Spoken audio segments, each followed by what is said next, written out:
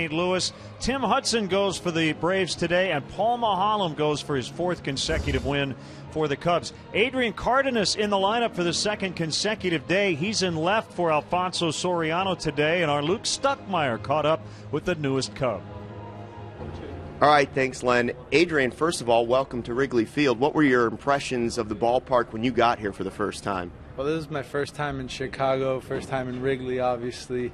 And I was a bit overwhelmed. I was telling Carrie, the other reporter, that anything I'd say would be cliche. But, I mean, it was just a great experience, you know, all the work to finally put it all in perspective and be here, something that I've dreamt about for so long. It's just a great feeling. You said Lake Michigan was a little bit bigger than you thought it would be? Yeah, a lot bigger. I had to check my geography a little bit. I thought I was in the coast for a long while there. But yeah, 90 miles or something they said it was. I mean, it's beautiful. I heard they get in the water. It can get kind of cold, though, right? Yeah, I wouldn't go swimming right now, at least. No. You might want to wait a little bit. Now, you grew up in the Miami area, correct? Yeah. Both parents were born in Cuba, but raised in Miami, and I was born in Miami, raised in Miami. You remember different things about growing up watching baseball. When you go out there and you take your first at-bat as a Cub, what did that mean for you? I mean, just with all the history, to be a part of this organization, you know, with Theo from the top all the way to the bottom over here, and even the minor league organization, just the way we do things, it's fun, you know. Sometimes you can have a tendency to get a little disenchanted with the game, at least I did, you know, just because it's such a business. And I feel like here with the Cubs, we do a good job of just kind of bringing just the fun back and just the pure joy of playing baseball, which is awesome for me. You were a first-round draft pick, and it's taken a little bit to get to this point to where you want to be. Talk about that path and what has it meant for you?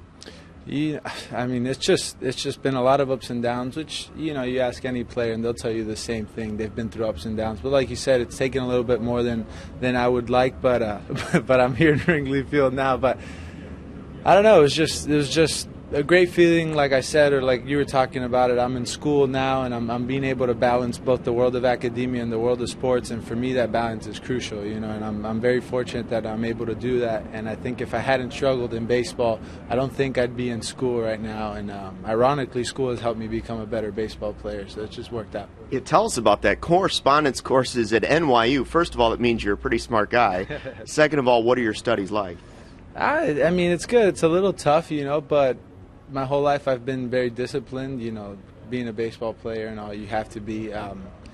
And the world of academia, or just learning in general, is something that I prided myself on and something I enjoy doing, you know, to continue to evolve intellectually. So when I had the opportunity and I did my research and was able to find the program that I wanted to study, and a school that was able to kind of work with my schedule, it just worked out perfectly. What type of courses are you taking now, and how do you fit that into, hey, I've got to get ready to play today, and I've got a test coming up? Oh, no, I mean, there's no question. Baseball takes precedence over school. But I definitely find time to do that stuff. You know, I think I do a good job of separating school with baseball. You know, when I'm here, and when I'm there, I'm there. As far as the classes go, my major's creative writing and a minor in philosophy, so it's kind of out there, but I'm enjoying it. You know, it's kind of how I've always been, and I need that stimulation academically to be able to perform baseball-wise as well, and vice versa, so it works out. Well, good luck in the classroom, and good luck at Wrigley Field. Thank you very much. Len will send it back to you. Luke, I thought the only Renaissance man was Bob Brenly, but Adrian Cardinus following in his footsteps. Paul Maholm will go for the Cubs. Patrick Mooney from CSNChicago.com joins us next.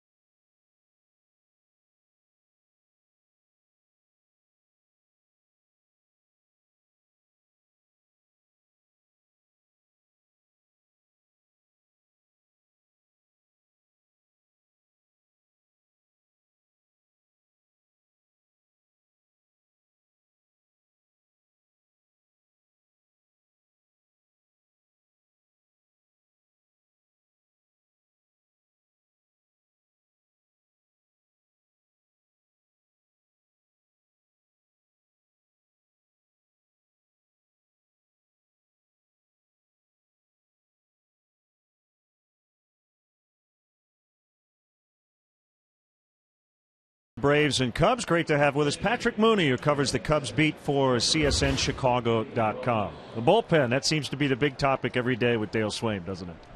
Yeah, and we thought in spring training that the Cubs would be working backwards from the ninth inning with Carlos Marmol. Kerry Wood is your eighth inning guy, and really it's kind of blown up every assumption we've had about the Cubs so far. On the bright side, Rafael Dolis and James Russell have really kind of grabbed those jobs. They really like what they've seen, but the trust factor with the two established guys really isn't there yet. And you saw it last night with Kerry Wood throwing his glove and hat in the stands. Really an out-of-character moment from a guy who everyone was really counting on this year. And the starting pitching has been excellent, keeping the Cubs in every game. Yeah, I spoke with Chipper Jones before the game, and he said that's one of the things he's really noticed about this Cubs team. He realized they're not where they want to be yet, but he loves the idea of Matt Garza and Jeff Samardzija at the top of a rotation. That's really kind of a playoff core if the Cubs can kind of get those other pieces around them. Speaking of Chipper Jones, unless these two teams meet up in the playoffs, this will be his final game ever at Wrigley Field. You had a chance to talk to him about he has not had a lot of success here, has he? Yeah, he knows the numbers. He's a 220 lifetime hitter here, and he really crushes the ball almost everywhere else. He said he still loves this place. He remembers his first time here, kind of walking down the tunnel, but he's joked several times if they ever blow up Wrigley Field, he wants a front row seat. Only in jest, he said, though. Yeah, I talked to him, and he said he would like to come here as a fan to watch a game. Bobby Cox said the same thing his final series here. Yeah, Chipper still remembers a couple of years ago that great moment when Lou Piniella and Bobby Cox exchanged lineup cards at home plate.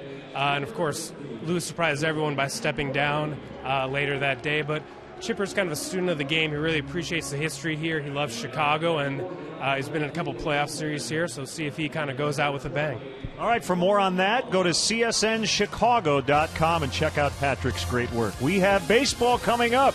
The rubber match, Chipper Jones and the Braves against the Cubs next.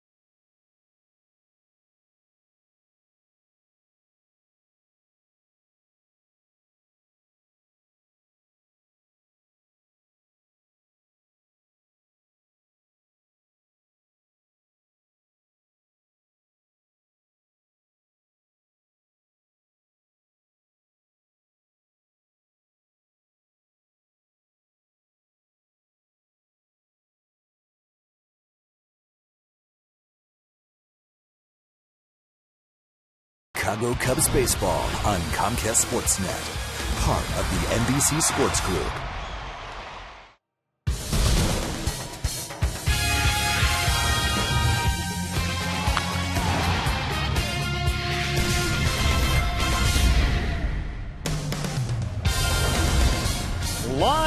from Wrigley Field. It is Ryan Dempster bobblehead day here at the ballpark. Dempster with another great performance last night, still without a win, unfortunately. We're set for Cubs baseball on Comcast Sportsnet. Rubber game today as the Cubs wrap up a 6-game homestand. They take on the Atlanta Braves. I guess we had spring for one day. Winter is back. Bob Brenly and Len Casper. Wind blowing in today. The Cubs are 3-2 on this homestand, in large part because of their starting pitching. You know, Len, we thought it was going to be a strength going all the way back to spring training, but I don't even think we could have anticipated how good the Cubs starting pitching has been in the early going this year, especially on this homestand. The 3 wins all by the starting pitchers. They've held the opponents to an under 200 batting average. Jeff Samardzija, Matt Garza, Ryan Dempster just continue to put good outing after good outing. And Paul Mahalem, who had 2 bad ones to start the year, 3 excellent starts in a row, and he'll go today. Yeah, he got this homestand off to a real good start. A very hot Dodgers ball club came to town, and Paul Mahalem just took the sting right out of their bats. You're seeing some footage against the Reds earlier this year. Just has had tremendous command of his stuff. He's moved the ball around the strike zone, changed speeds. That's what he's done his entire career when he's been successful. And you see he's only allowed 3 walks and 3 runs over his last 3 outings. Veteran right-hander Tim Hudson hasn't faced the Cubs a whole lot. He's coming off back surgery. This is just his 3rd start. Yeah, you look at the leaders over the last 10 or 12 years, and Tim Hudson is very near the top in just about every important pitching category. Hudson and Mahalem. Let's go down to the field for our national anthem. At the Lowry organ as they honor America with our national anthem.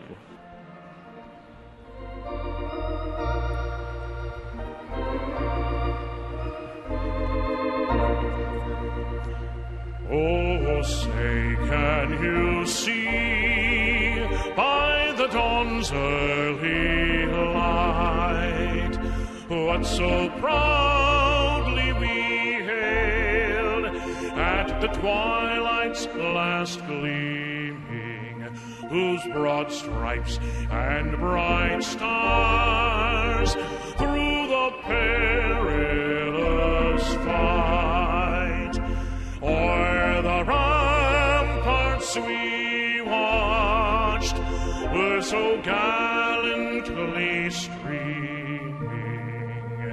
and the rocket's red glare, the bombs bursting in air, gave proof through the night that our flag was still there.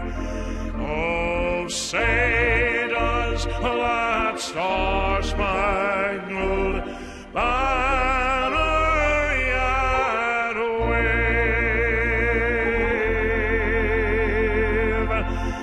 o'er the land of the free and the home of the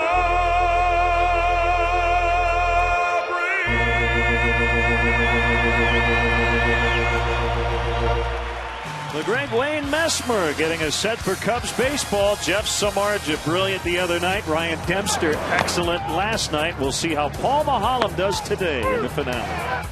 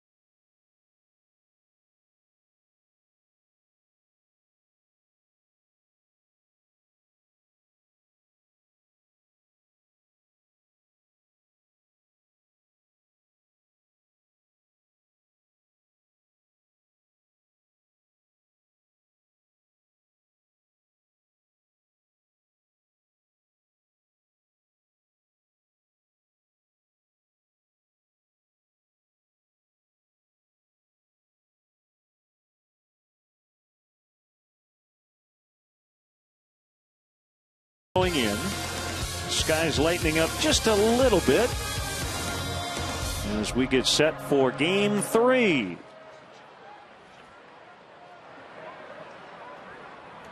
The umpires, Jerry Lane, the crew chief, will work the plate. Bob Davidson has not called a balk in this series.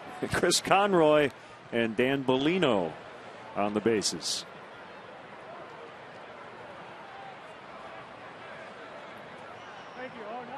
Cubs winning game 1. The Braves came back last night with a 3-1 win. Randall Delgado, pretty impressive, Bob. Yeah, he really was. First time we've had a real good look at Randall Delgado. We were told he has a good fastball, good straight changeup, and he came as advertised. Through a lot of really good changeups early in the game. Got some swings and misses and some easy outs from the Cubs bats.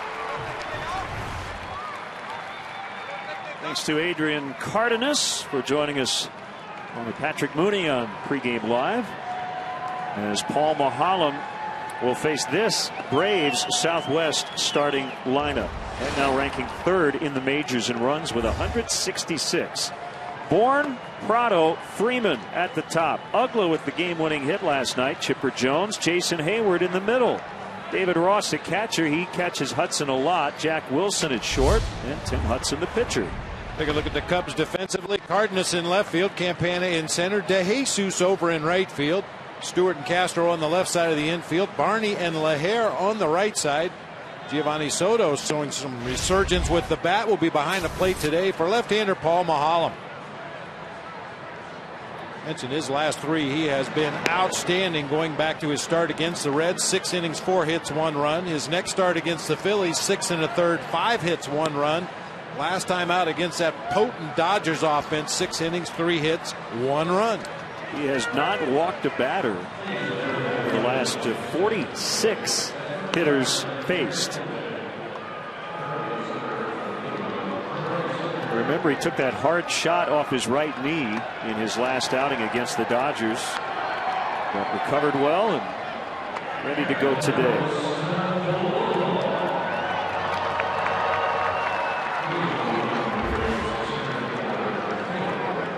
Every time he played the Atlanta Braves, one of the keys to success is to keep this guy off the bases. Michael Bourne. He only reached in the ball game 1 time last night. That was a single in the 8th inning, and he ended up scoring on a Dan Ugla base hit.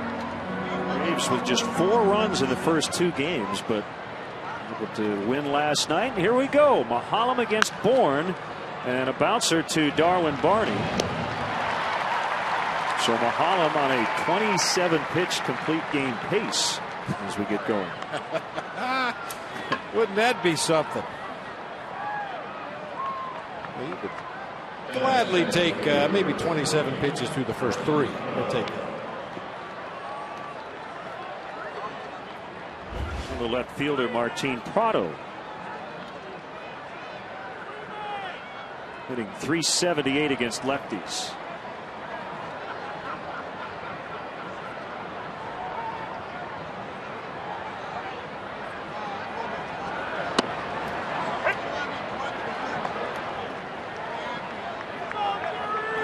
And that wind blowing in 52 degrees.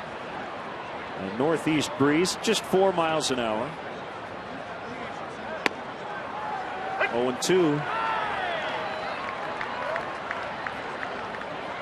Maholm's earned run average after 2 starts was 13.5. It went down to 8.36, then to 6.2. Now it's 5.13. As Prado went around, strike 3.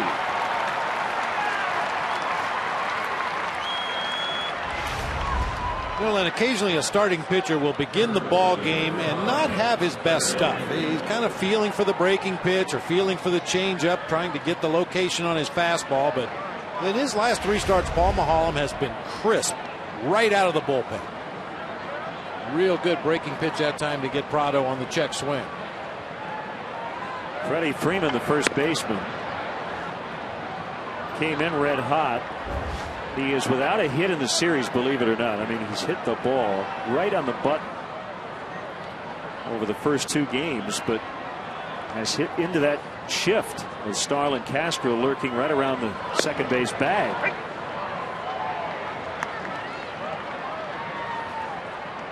Lined out twice right to Castro. Yeah, right behind second base. Line drives it, went right over the mound. There's another one, but he picked a good spot to hit it. Over Castro and in front of Campana. I guess he just had to calibrate it a little bit. Adjust that dial on the knob of the bat. Finally gets one to drop, does Freddie Freeman.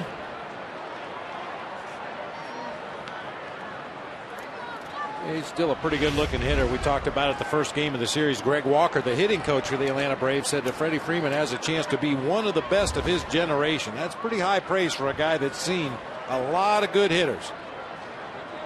Dan Uggla won the game last night with a 2-run single off Kerry Wood in the 8th. One of his 3 hits.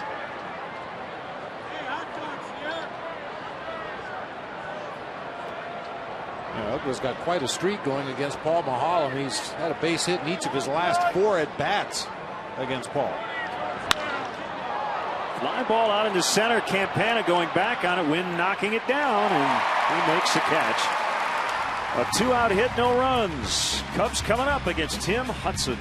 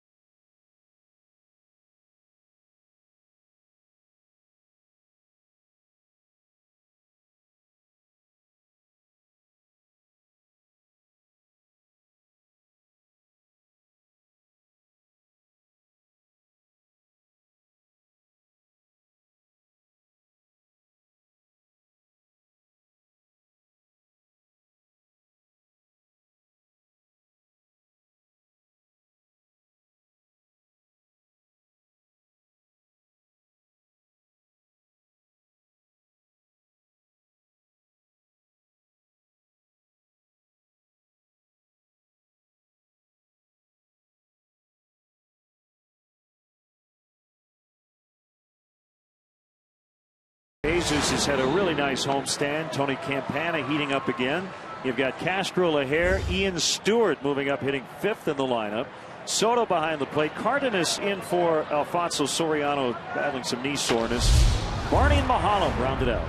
Look at the Braves defensively. Prado, Bourne, and Hayward left to right across the outfield. Chipper Jones, in what will more than likely be his last game here at Wrigley Field, will be at third base. Jack Wilson, the veteran shortstop. Dan Uggla at second. Freddie Freeman over at first base. David Ross is developed into the valet catcher for right-hander Tim Hudson.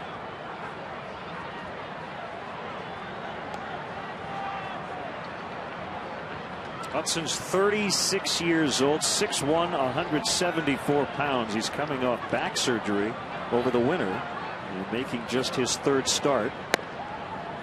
And a called strike on to Jesus. Numbers for our Lexus Pursuing Perfection starting pitcher Tim Hudson. I mentioned earlier he is all over the leaderboard over the last 12 years in the major leagues. 3rd most victories over the last 12 years, behind only Roy Halladay and CC Sabathia. 5th on the most innings pitched list. 3rd on the ERA list. We sometimes say a guy will invent pitches on the mound. I tell you, in Tim Hudson's case, I think it really is true. Fangraphs lists 6 separate pitches that he throws, including one is the mystery pitch. He'll throw a 2-seam fastball, a cutter, a curve, a slider, a change, a splitter, and then one that's just identified as the old double X. He has never had a losing season as a pro. This is his 16th professional season, 14th in the big leagues. And a 2-2 count on DeJesus. He was 25-11 as a minor league pitcher. In the American League, he was 92-39. And as a member of the Atlanta Braves, his record stands at 89-58 going into this season. So make that 90-58.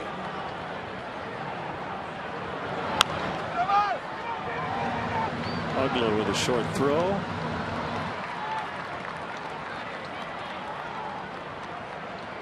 New in 2012 is Cubs Authentics, the premier outlet for special MLB authenticated Cubs memorabilia, from game-used baseballs, bases, and jerseys to autographed bats and photos. Cubs Authentics has the most exclusive Cubs memorabilia.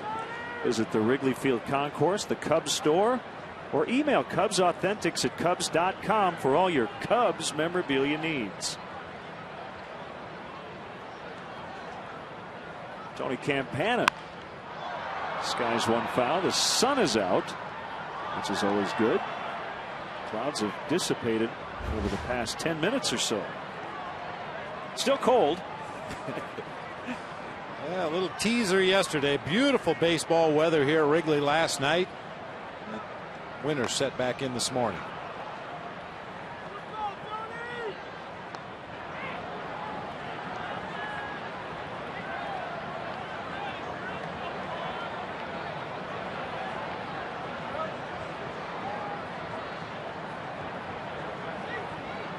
Oh, 2, but Chipper Jones still way in at third.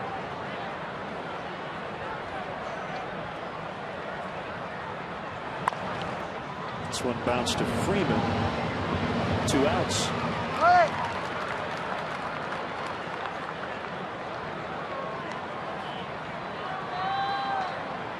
So kind of interesting, Bob, in terms of surgeries these 2 starting pitchers today have had.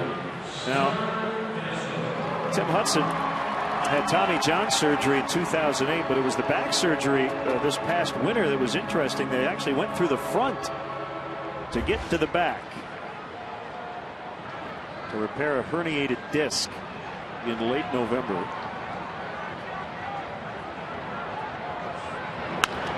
The ground ball to Chipper Jones. We'll talk about Paul Mulholland's surgery a few years ago when we come back.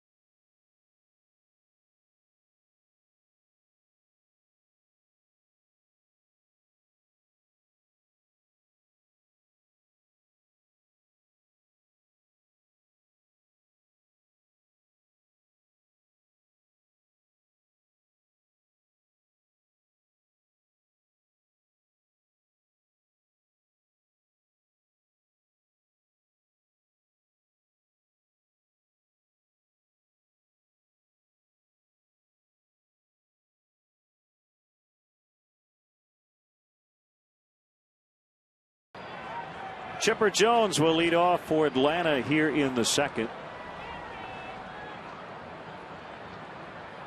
He has has started all 3 games of this series. A nice gesture by the Cubs before the game. Our Xfinity high-speed action. Ryan Dempster presenting Chipper with the standings flag that hangs on the pole atop the iconic Wrigley Field scoreboard. One of many mementos he will get in various ballparks. Don't know if he's going to get the proverbial rocking chair from anybody, but that's a nice keepsake.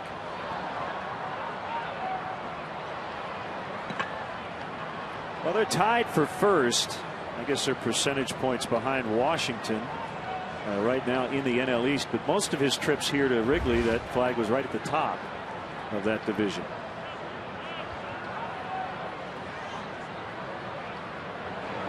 Inside, 2 balls, 2 strikes. Chipper held up the flag and said, "What is CVAR?" Got it backwards.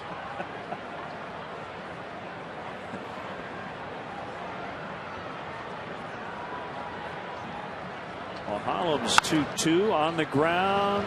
Castro picks. He's got time. Leher picks a short hop throw. What range by Starlin Castro. Quickly gathered himself. That's a nice long one hop to Brian Leher. Cincinnati Red shortstop back in the day, Davey Concepcion, kind of patented this play on the AstroTurf, but it works on the dirt just as well. That long one hopper giving the first baseman a real good look.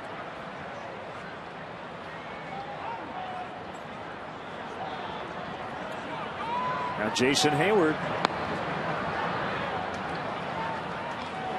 Homered in game 1. Tripled in game 2.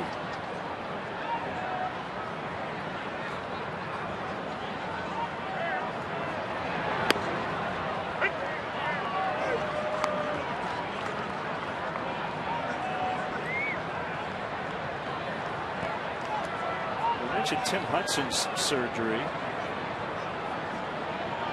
the back operation over the winter. Paul Maholm back in 2004, he was pitching in the Pirates chain with Single A Lynchburg. He was hit in the face by a line drive, suffered a broken orbital bone and a broken nose. That kept him to just 12 appearances that year. He actually had reconstructive surgery on his face.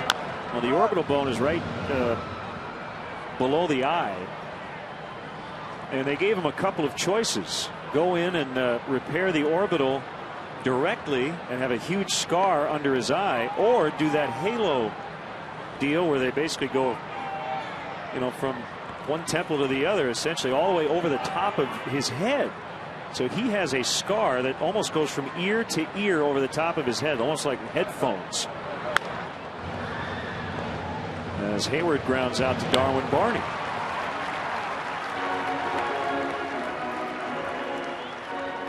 So you can see it starts right above his ear and goes all the way over his head. I asked him yesterday how many stitches. He says, I don't know, but it was a lot.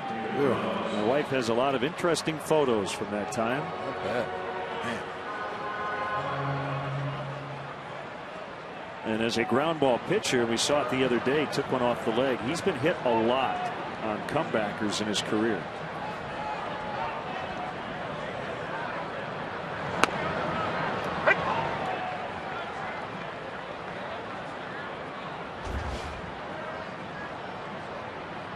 David Ross for McCann today, catches Hudson a lot.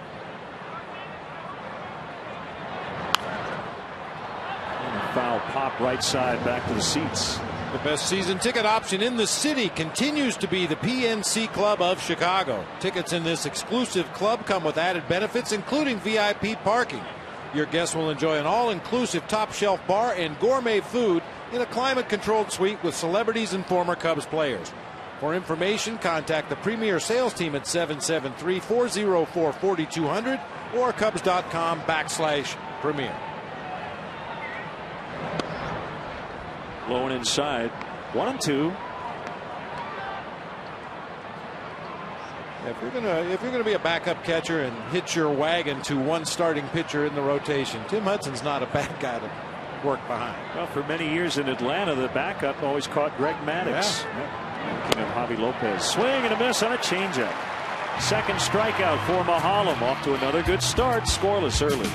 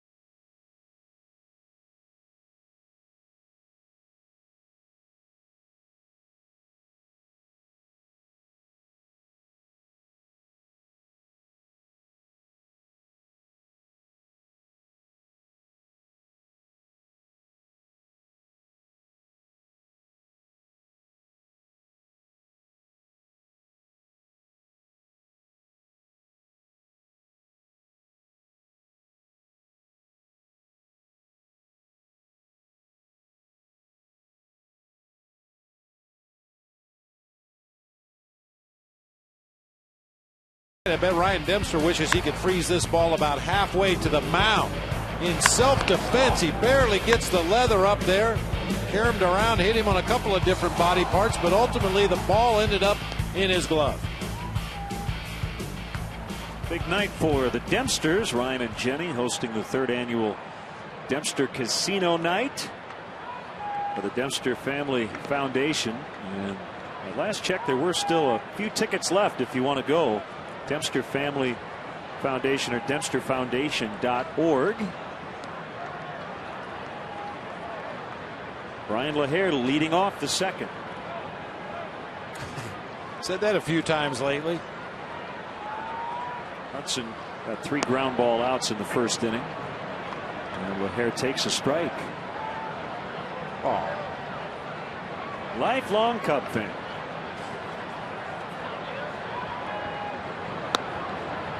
So his favorite Cub is Adrian Cardinus.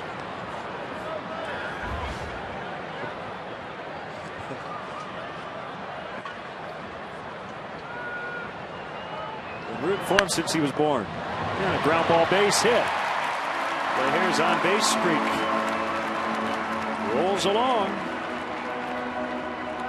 27 games in a row he's been on. Nice adjustment there, breaking ball down. He was able to keep his hands back. Guide that one right back up the middle of the field for a leadoff base hit.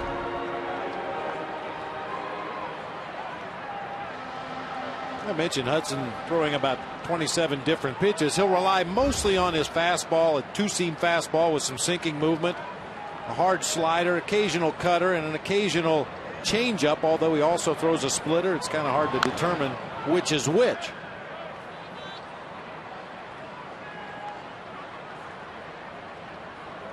Have really turned around for Stewart. Not that he's really swung the bat a lot better. He's just picking up more hits. Hudson was a two-way star at Auburn, a pitcher and an outfielder. Oakland wanted him as a pitcher. And as a senior in college, he went 15-2 on the mound. Hit .396 with 95 RBIs. And the only reason he didn't go higher than the 6th round in that draft is because of his slight stature. He didn't really have that huge fastball a lot of teams are looking for as first or second round picks go. As Bob mentioned, he has turned in a wonderful career to this point. 3-time All-Star.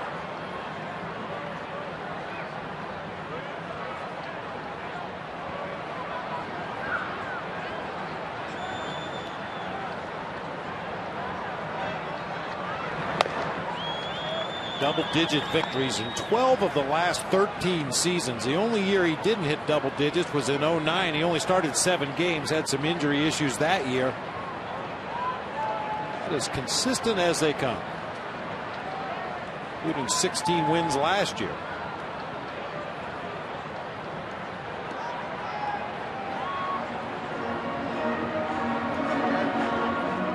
He's not crying. Something in his eye. We know there's no crying in baseball. He just got a little dirt in his eye there.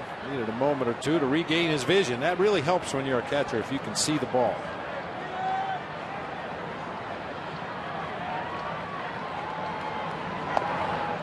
Two and two.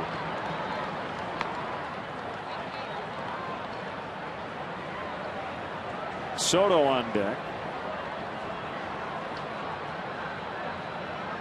That group rode their bicycles to the ballpark. We'll talk with Cubs board member Todd Ricketts coming up. We usually say when we see people in seats like that, they must know somebody. And it's nice to know one of the Cub owners. They're right next to the Cubs dugout after a long bike ride today.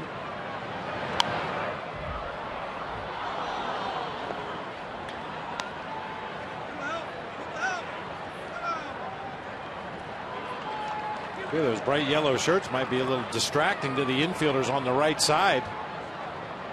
That section looks like it's glowing. No, we just highlighted them.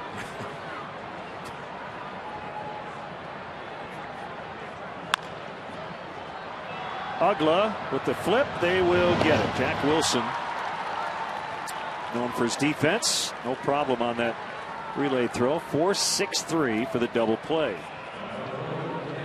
Hudson has his sinker working today, doesn't he? Yeah, he really does. It's pretty obvious early on whether he does or doesn't. And you mentioned David Ross was kind of his valet catcher. Jack Wilson might be his valet shortstop. Known for his glove, has been a great defender for a long time. And when you know you have a pitcher on the mound that's going to throw a lot of ground balls, you want your best defenders on that infield.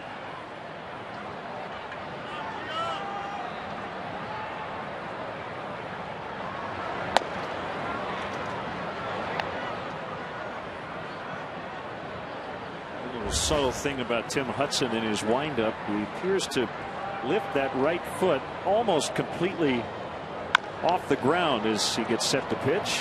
Wilson again, and the inning is over. All the outs the Cubs have made in the first 2 have been on the ground.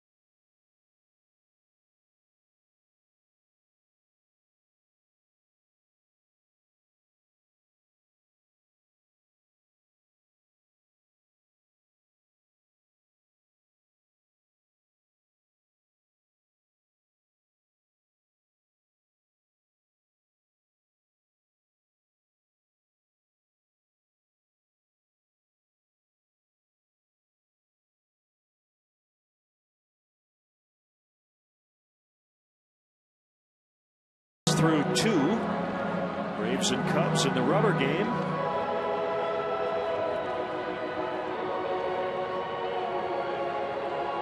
Mahallam and Tim Hudson have been very good early on. Great to have with us in the booth. You can't miss them. Cubs board member Todd Ricketts. Todd, we mentioned your group here right next to the Cubs dugout. We just used a big highlighter. Yeah, that's right. That's kind of what we section. did with our T-shirts this morning. Very nice. Jack Wilson, Browns to Starlin Castro. There you go. And we got the big ride coming up to Milwaukee coming up again this year. Well, you know what? We don't have a night game with Milwaukee late in the year, so we're doing an out and back. We're leaving Wrigley August 19th. We're going to ride about 50 miles north and then come 50 miles back to a little party on the field here, and with a little live entertainment, barbecue.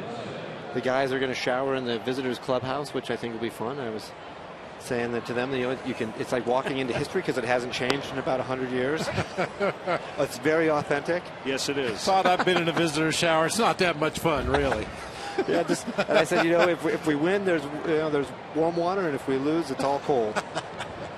And you rode to work today. We did. How long was the ride today? Just 12 miles, and we have a group of about 50 people that ride down here, and we wear the bright colored shirts so we stand out and draw attention to what we're trying to do and get more people to ride and raise money for World Bicycle Relief and Cubs charities. So August 19th, correct? That's right. Sunday afternoon, Sunday morning and afternoon. Going to Hudson. And how many miles a week are you riding these days? I ride a lot in my basement, so it's not as much as I'd like, I guess. Maybe 60 to 100 miles a week right now, but that'll jump up. How about you? How many You must miles have a big basement. Oh, the stationary. All right. Yeah, no, I just ride around in circles. I got a tricycle. It's got a horn on it and everything. Right. No, I'm the guy you pass. I'm a runner, so. Good. You go a lot farther than I do usually. Here we go. That's our top fundraiser from last year. Is Garrett Higney. He's 13 years old from Western Springs, and he's pretty happy. He's here with his family today, sitting down there by the dugout. And I was just saying, he raised $18,000 for us last summer. Very nice. And that turns into about 180 bicycles for kids in Africa. So it really, his efforts changed an entire school of children and their ability to get to school. And that's kind of what we're out here for, is the idea that people in Africa don't have the opportunity to take infrastructure and transportation for granted like we do. So anything you can do that makes their lives a little easier, it helps out a lot. Absolutely. And I think it's also good, Todd, just to get the word out about being environmentally conscious. Ride your bike to That's work right. a couple of days a week. That's why we have the free bike valet here. We're in the neighborhood. There's congestion is always a consideration. So if you have a chance, ride your bike, park it for free at the World Bicycle Relief free bike valet, and save yourself a few dollars. Well, the bad news is our interview's over. The good news is Mahallam at 1, 2, 3. I know, that's okay. Todd, thanks for the time, and we'll talk about this the rest of the summer. Thank you.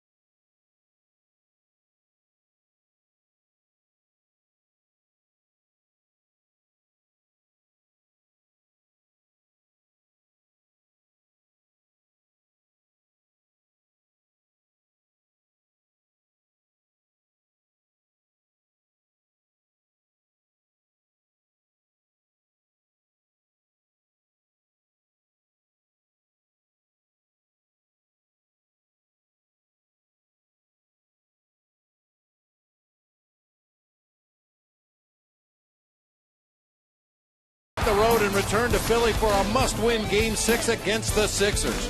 Bulls Sixers Game 6 tomorrow night at 5:30. Get the call from Neil Buck and Stacey King right here on Comcast Sportsnet. I guess a series with the Sixers has to go at least 6, right? Absolutely. And we're thinking 7. 76ers. Oh, good point. Adrian Cardinus, left field, bidding for his first hit, but he won't get it. As Prado makes a catch, so Adrian's now 0 for 5 to start his big league career. Here comes the second baseman, Darwin Barney. Again, the World Bicycle Relief celebrating the 3rd annual Wrigley Field Road Tour, 100 miles on August 19th for Cubs Charities and World Bicycle Relief.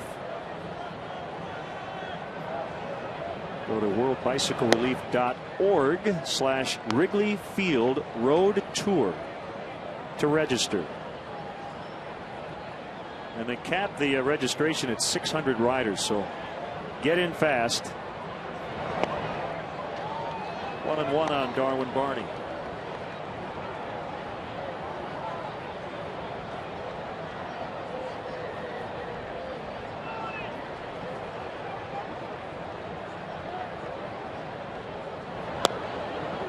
It's outside.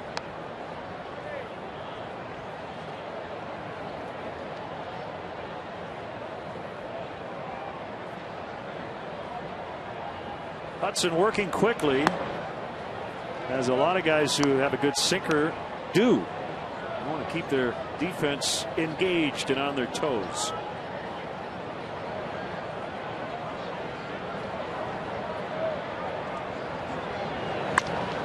Another sinker and another ground ball.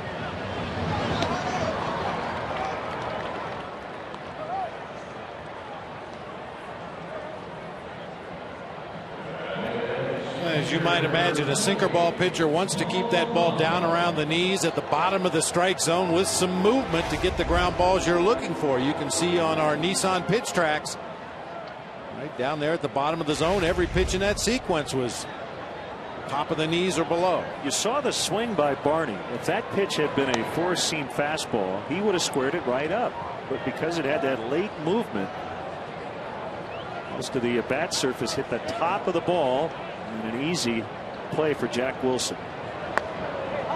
You know, and then you mentioned you hit the top of the ball. That's one of the minor adjustments you can make as a hitter when you're facing a sinker ball pitcher. Tell yourself that I want to hit the bottom of the ball. Every time I swing at this guy, I want to hit the bottom of the baseball, not the middle, not the top. Of course, it's not that easy to do, but mentally that should be your mindset when you face a sinker ball splitter type pitcher like Tim Hudson.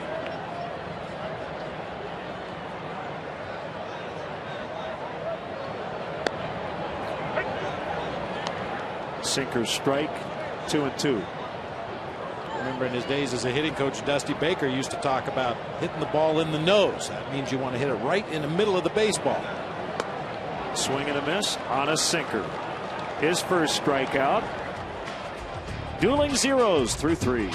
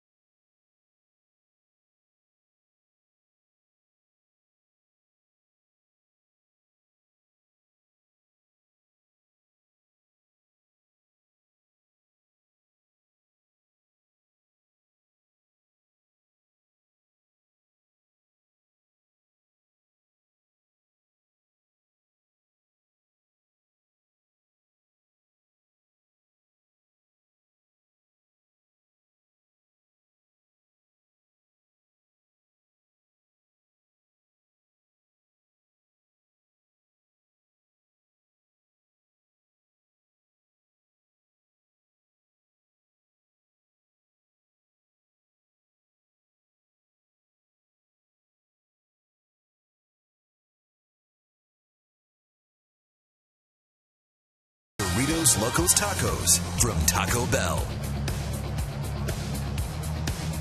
See Wrigley Field like you never have before. Go behind the scenes and get an insider's look at nearly 100 years of history in this legendary ballpark. Guided Wrigley Field tours may include visits to the press box, clubhouses, and dugouts, as well as a chance to actually step on the field. For more information or to purchase tickets, visit Cubs.com/tours. Tour sizes are limited and sell out fast, so get your tickets today. 2-3-4 for the Braves. This is one way to keep score. Just put an X for an out. Yeah, you're out. LaHare with the S for the single. Prado made an out his first time up. It was a strikeout.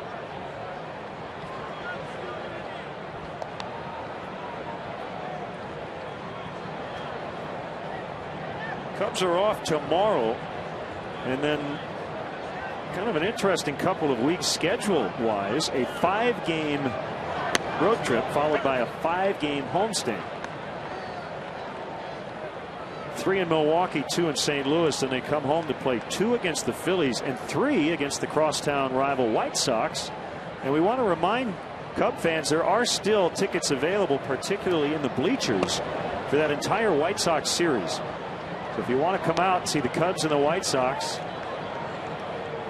not this weekend, but next weekend, go to Cubs.com, call 1-800-THE-CUBS, or visit the Wrigley Field box office. That's the 18th, 19th, and 20th.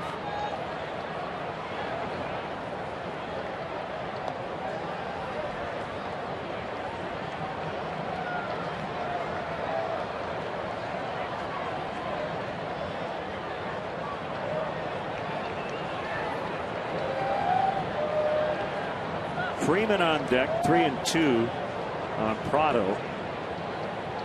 Here it is. On one hop, it's Darwin Barney.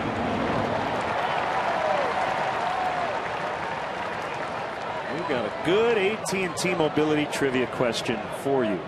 8 players who have had their jersey number retired by more than one team. How many can you name?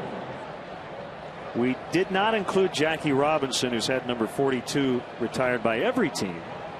We're talking about guys who had great careers with multiple franchises.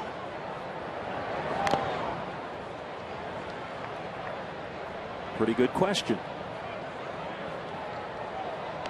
Greg Maddux was one of the first names that came to mind. Number 31 retired here and in Atlanta. And the other one I thought of, also a number retired by the Braves, Hank Aaron, number 44. He finished his career with the Milwaukee Brewers.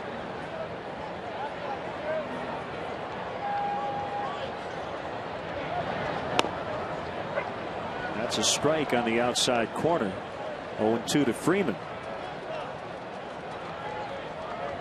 And we did come up with a couple of more, but we don't want to ruin the trivia question for our fans.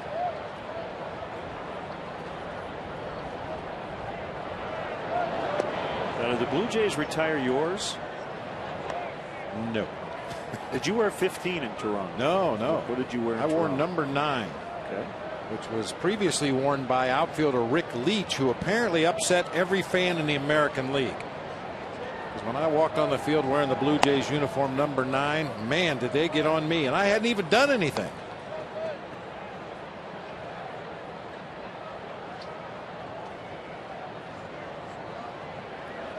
I didn't do much while I was there either.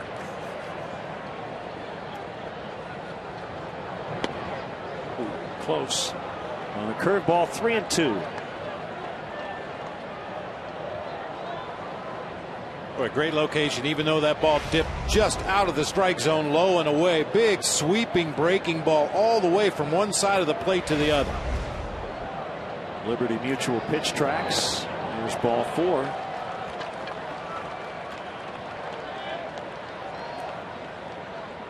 Hey, we want to wish St. Francis College the best of luck going into the NAIA National Tournament Regional in Kingsport, Tennessee, starting tomorrow afternoon.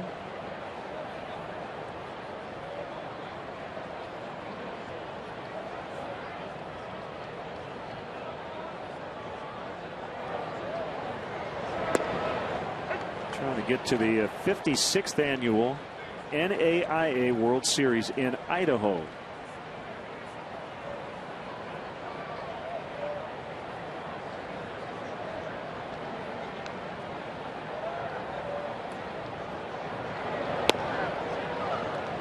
One ball, one strike. One other game going on, and it started a while ago, and it's already late in that game. Top of the 8th in Milwaukee. The Reds and Brewers are scoreless. Johnny Cueto and Zach Greinke have been magnificent. Both guys still in there.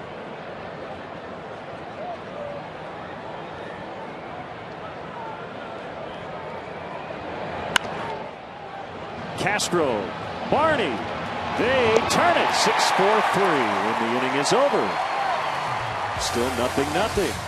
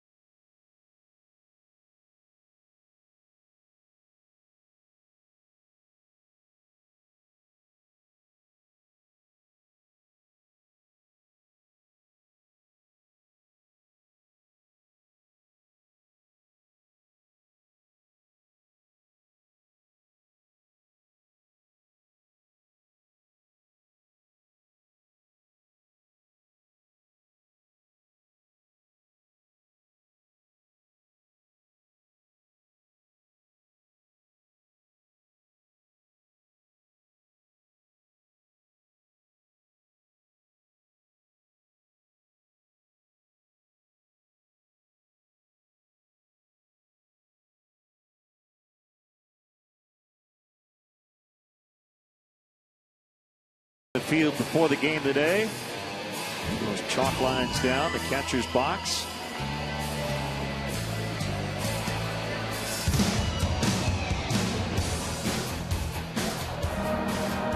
Both starters have been really good. You mentioned that Reds Brewers matchup this afternoon. Johnny Cueto, Zach Greinke. So later on tonight, the Giants, the Dodgers, Tim Lincecum and Chad Billingsley hooking up. But the matchup I really like a lot today, Mets and the Phillies. Dylan G against Cliff Lee. Geelee.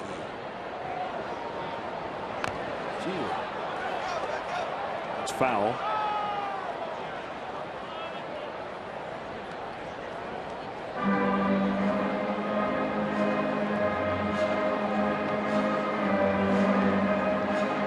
Swain returning to Milwaukee this weekend.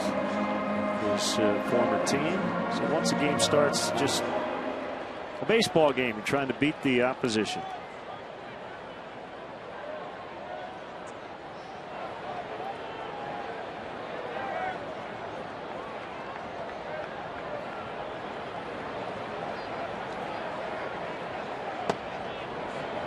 One and one.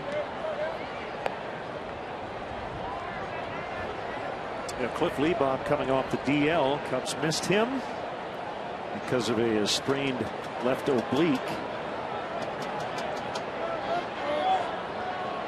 Cubs didn't have to face Cole Hamels either in that series, as DeJesus sends a fly ball out to Prado and he makes the grab.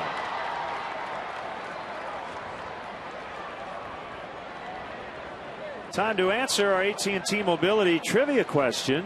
8 players with their jersey number retired by more than one team.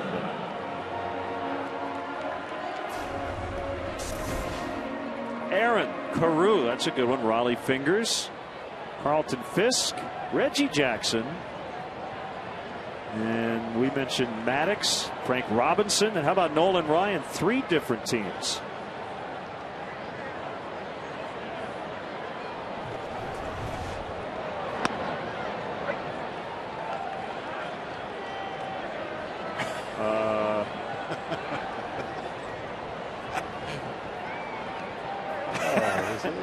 I got it. Okay. Yeah. Fancy camera work.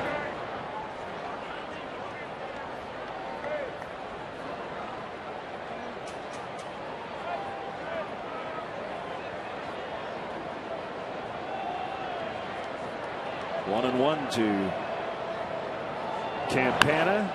This one foul out of play. 1-2.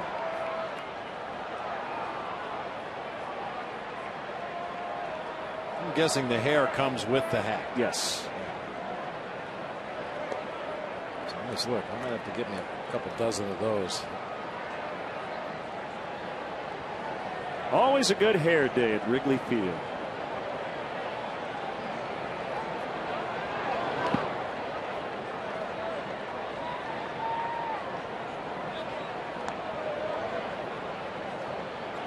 I haven't worn a visor for years, partner.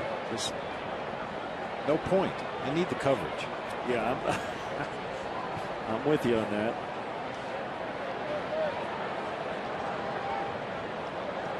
But a visor with some hair built into it, may be onto something. Hudson will get Campana. Time for our Home Depot doing more on defense. Starlin Castro, retiring future Hall of Famer Chipper Jones in the top of the second. Boy, I'm always amazed not only by Starlin Castro, but all the great defenders. Their body control. They're running full speed in this case to his left. Able to bend over, field that ball, turn his body completely around, totally under control, and make a strong throw right on target to get the out.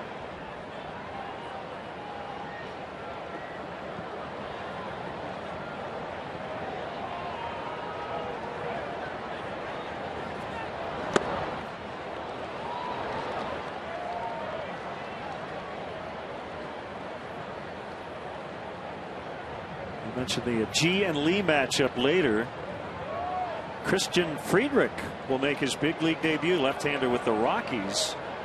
He's from Evanston. He went to Loyola Academy in Wilmette. And as the Rockies play the Padres tonight. His father is a dentist here in town, has taken care of the Brenly family a few times. Yeah, actually it's an afternoon game, so they'll get underway in about a half hour.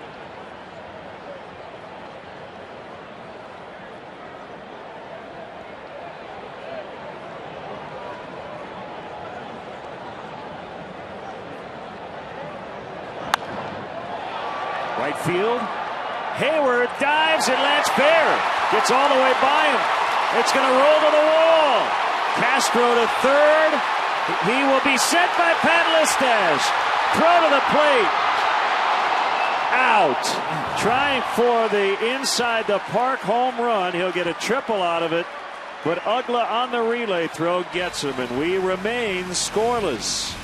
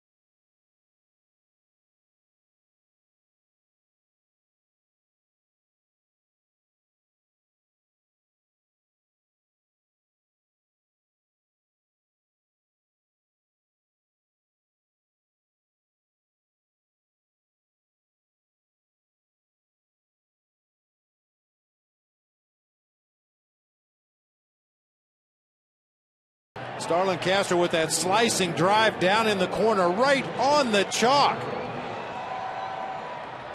Starlin Castro running, but he's not running full speed down to first base. Only when the ball finally hits the ground does he turn it on, and it was a lot closer at home plate than you might realize. Cuts the corners very well, motoring toward home plate.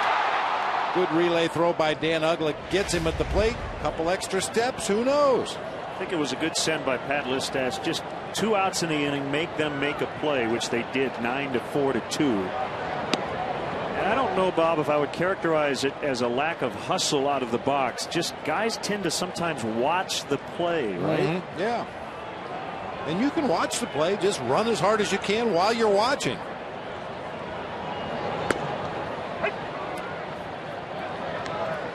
That did have an inside the park feel, though, didn't it? Oh, Landed it right sure on the did. line. Hayward laid out. Ball gets all the way by him, and Castro has that good speed.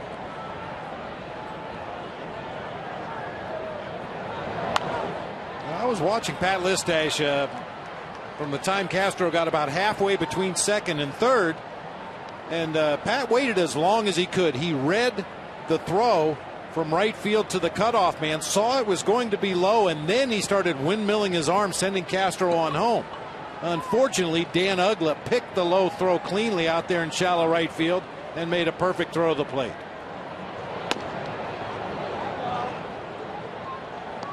It was a nice effort by Jason Hayward out there in right field. Ball hits right on the chalk. He's got to stop himself against the sidewall and then gather and chase that ball down.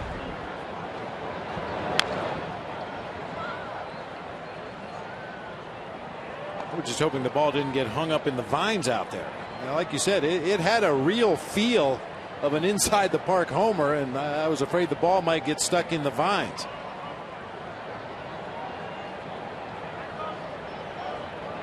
Two and two on Chipper.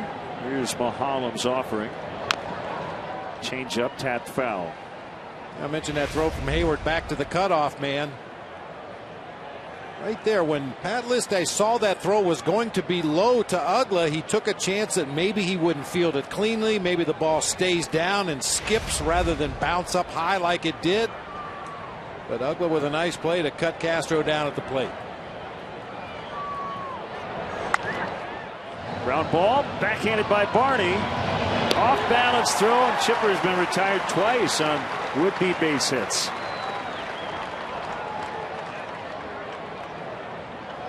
Qdoba is giving the first 20,000 fans a chance to win free food. The Cubs get a base hit in the 5th inning. Fans with a base hit for Burritos game card win a free entree.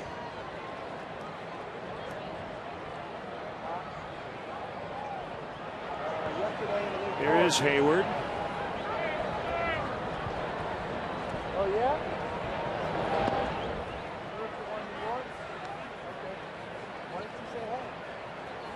Congrats to Dan Kolar and Sha Bin, who were married in late April in Hong Kong.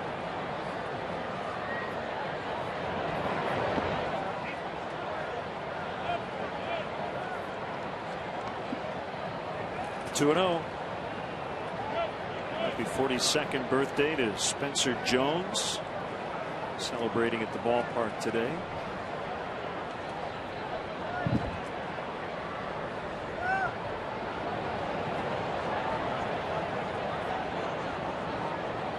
Wind is really kicked up, going straight in right now from center field.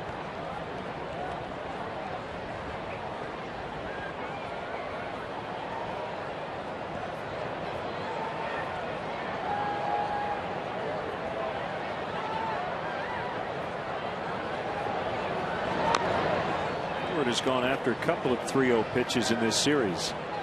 I think he has the green light in this spot. Freddy Gonzalez, in his brief tenure as the manager at Atlanta Braves, seems he likes that 3-0 swing, especially the guys that can hit the ball out of the ballpark.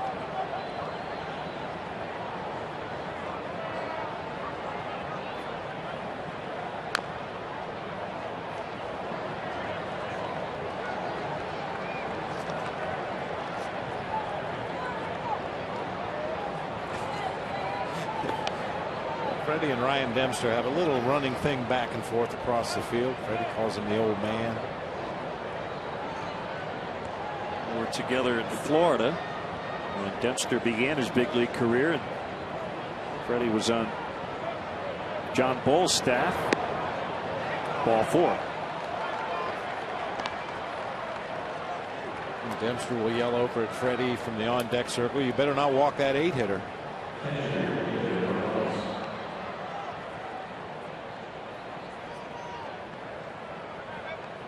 Well, you and I have known Freddie for a long time. We're big fans. Don Sutton, the Hall of Fame pitcher, now radio broadcaster with the Braves, said, "I wish I had played for Freddie." That's how much respect he has for the Brave skipper. I think what Don was saying is, I wish I were 26, but you get the point. What would Don Sutton be making today? Oh, with the numbers he put up in his career. Whew.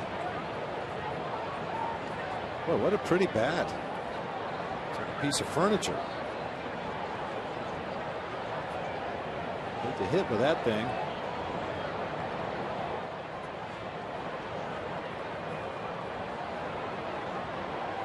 Yeah, I often see you checking out the new shipment of bats in the Cubs clubhouse. What do you look for in a bat in terms of the grain and the like?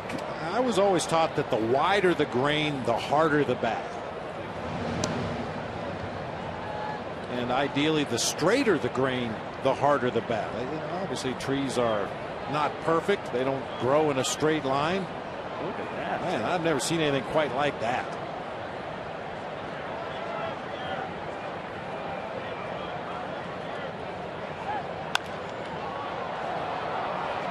Into center as Campana had no idea where it was, and they cannot get Hayward at second. He threw up his arms at the last second, and the ball simply dropped.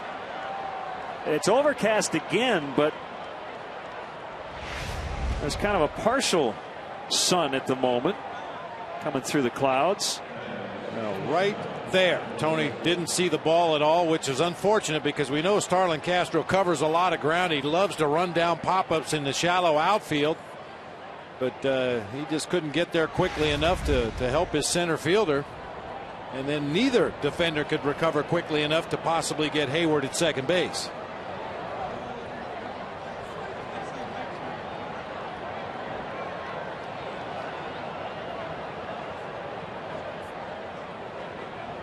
It looked like Tony was calling, "I don't see it, I don't see it," but Starlin just wasn't close enough to the spot to help him out.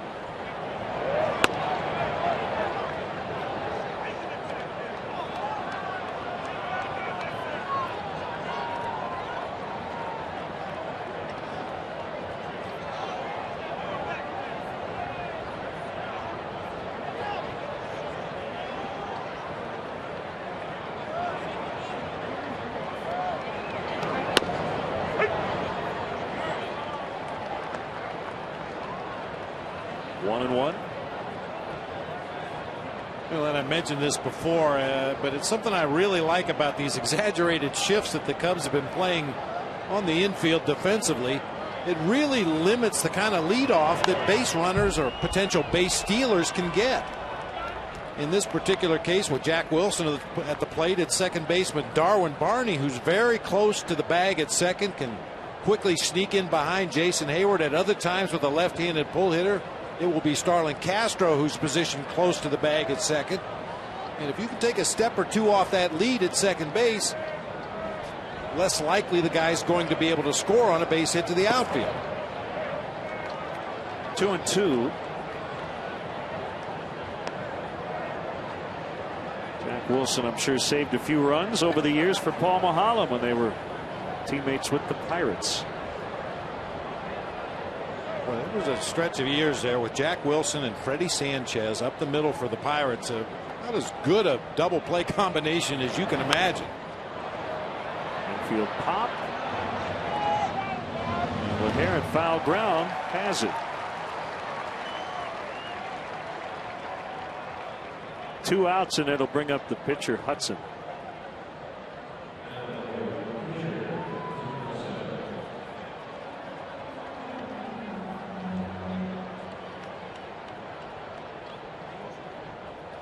Well, we talked to David DeJesus the other day after his game-ending walk about playing right field here at Wrigley. One thing Billy Williams told him is check on that wind between every pitch. You know, grab a handful of grass and just throw it up in the air. And the wind conditions changing today. Not only the wind changing, but the sun and the cloud cover changing every couple of minutes. Sharply hit grounder. LaHare will take it to the bag by himself, and the Braves leave 2. Still scoreless in the 5th.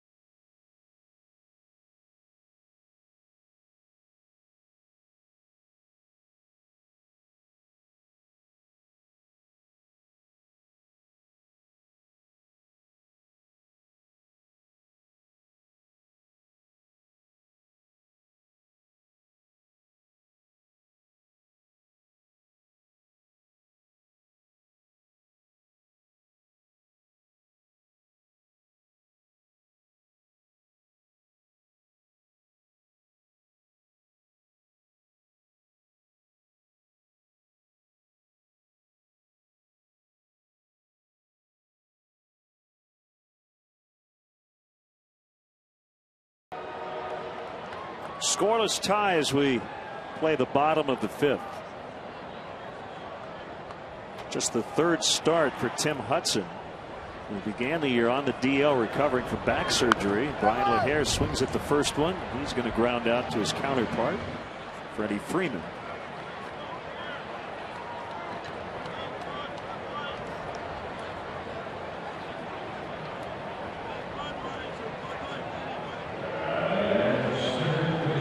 See Brian LaHare swinging a lot more early count pitches in this series than he had throughout the early going this season. I don't think that's all bad, Len. I mean, you establish a reputation for yourself as a hitter that will work a deep count, will take walks, very rarely swings at the first pitch, and then the opposing teams will start challenging, throwing first pitch fastball, trying to get ahead in the count. So then maybe for a series or two, you go to the plate looking to ambush that first pitch fastball. And then teams start to mix in breaking balls and splitters on the first pitch, and you go back to being a patient hitter again. All about those adjustments. Just try to stay a little bit ahead of the curve with your adjustments. Know when to start swinging at that first pitch and when to start laying off again.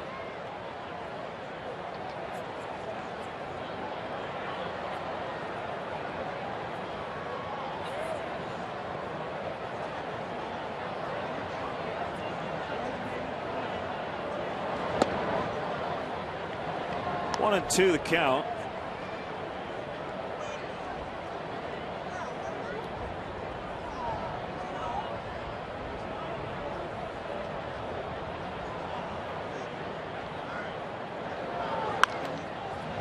Guess what? A ground ball. It's time to Uggla. Check out the new Audi Legends Suite on the Nuveen Investment Suite level. Watch the game with a former Cub and listen to classic stories about life as a Cub with the luxury food and beverage package and a unique gift for each guest. The Audi Legends Suite is the most exclusive way to watch a Cubs game. For more info, visit Cubs.com/suites. Ground ball to Jack Wilson. That inning went 3 unassisted, 4-3, 6-3.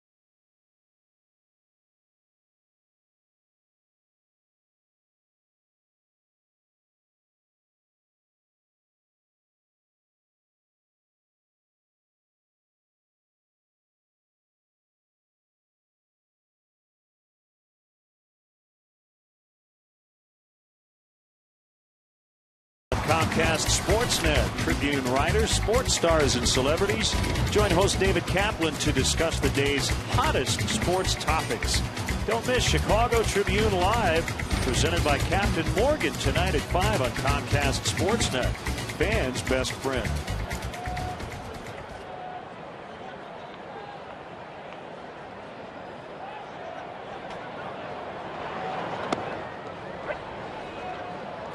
Underway in the 6th in a scoreless tie.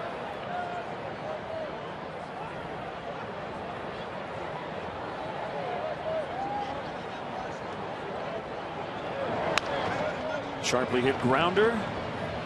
Castro gets rid of it quickly. That was a little bit of a tricky hop. He backed up and then knew he had to get rid of it in a hurry. Tickets are available now for the 2012 Cubs season, including the next homestand against the Phillies and the White Sox starting next Wednesday, May 16th at Wrigley Field. To purchase tickets, visit Cubs.com, call 1-800-THE-CUBS, or visit the Wrigley Field box office.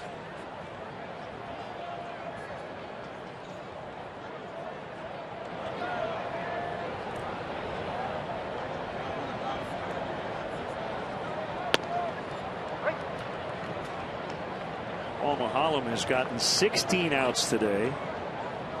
Tim Hudson 15. 22 combined outs have been ground ball outs out of 31 total.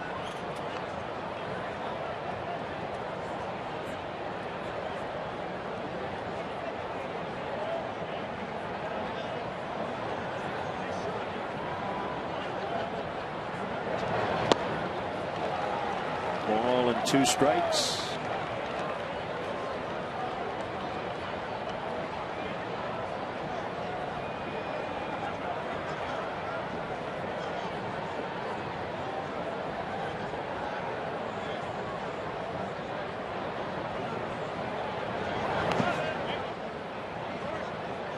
Let's check in on the Cubs minor league report. Another big night for Anthony Rizzo. 2 home runs at Fresno as the I-Cubs won 13-2. Chris Russin got the win. 3 of the Cubs' top prospects with excellent performances.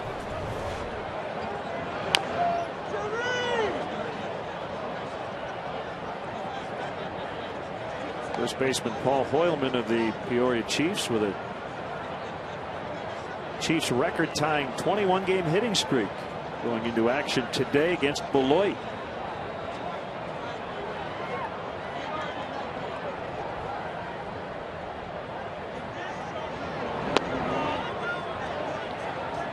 Full count, 3-2.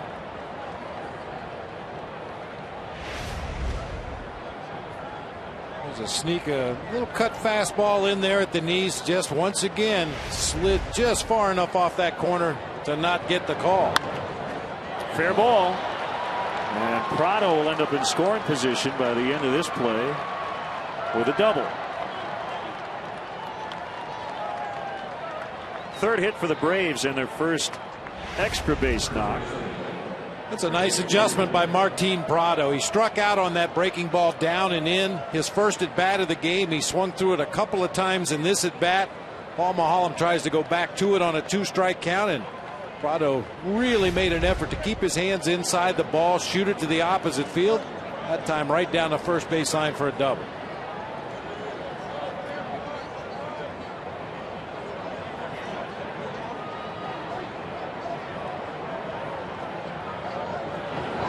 Freddie Freeman with a bouncer to Barney. Runner at third, 2 outs. First time Freeman's been retired today.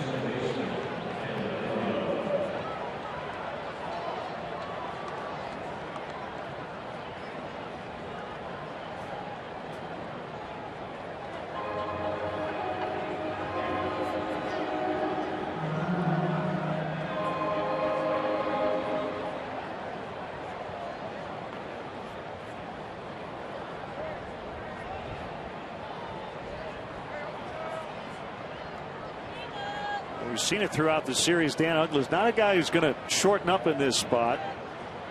With the wind blowing in, 2 outs, just looking for a single to give his team the lead. He's going to swing just like that.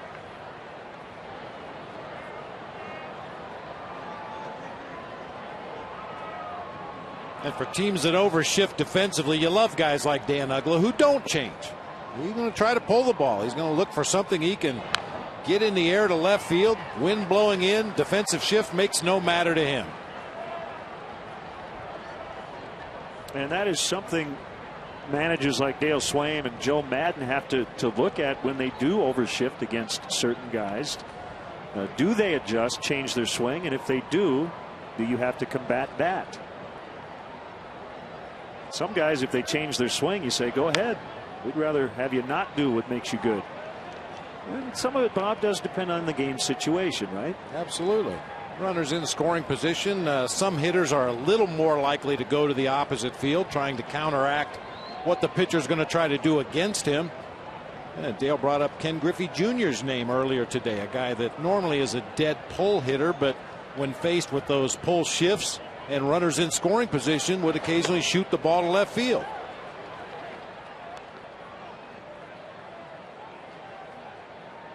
Now, those are the direction of his hits that reach the outfield. You can see clearly 21 of them to left field, and if we had a graphic for his ground ball outs on the infield, it would be equally skewed to the left side.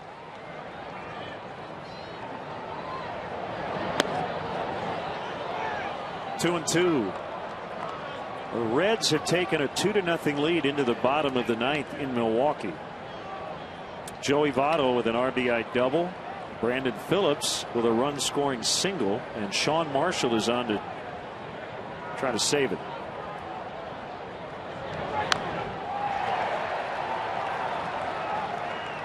Zach Greinke today went 8 innings, gave up 2 hits, didn't walk anybody, struck out 11. He is unbeatable at Miller Park, but no decision today. John Axford gave it up in the ninth.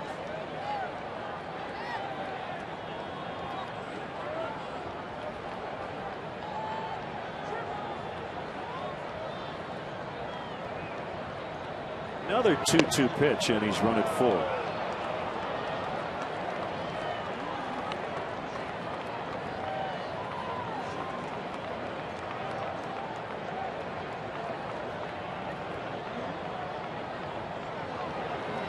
Greinke went into today 13-0 lifetime at Miller Park.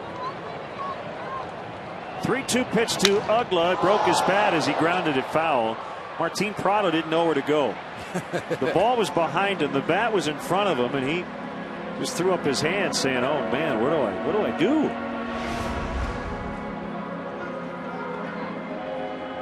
I think if given a choice between a softly hit ground ball and the barrel of a bat with a jagged edge flying out there, I'd rather get hit with the ball. Man, that one split lengthwise from just above his hands all the way out past the barrel.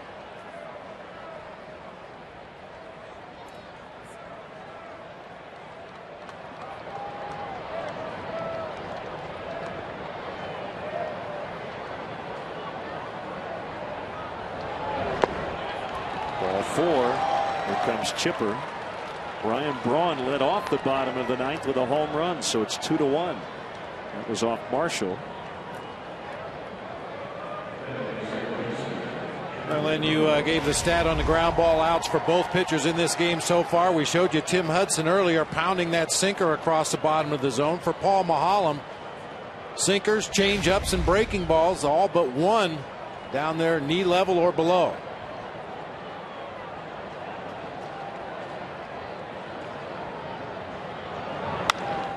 Line and caught by Darwin Barney as Maholm avoided that hot liner. Cubs shifted perfectly to end the inning.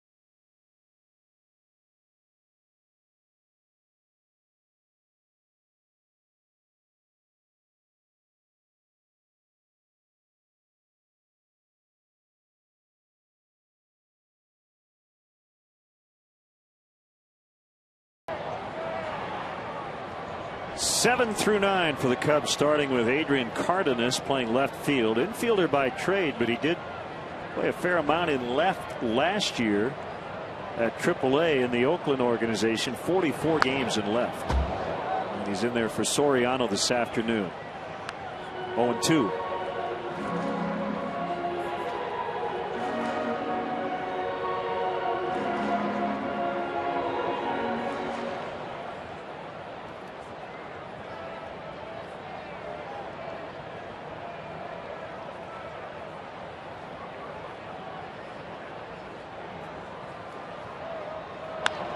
Ground ball, Dan Ugla. One away.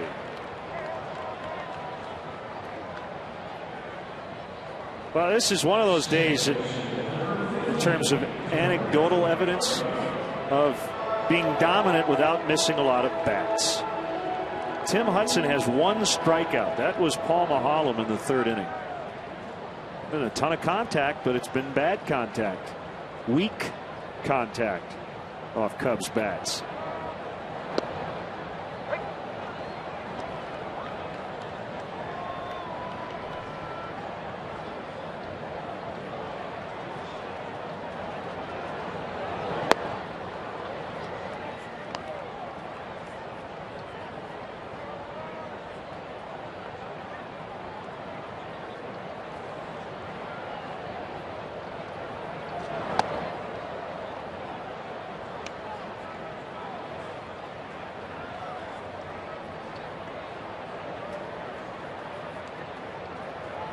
Mahalam on deck, 2-1 on Barney.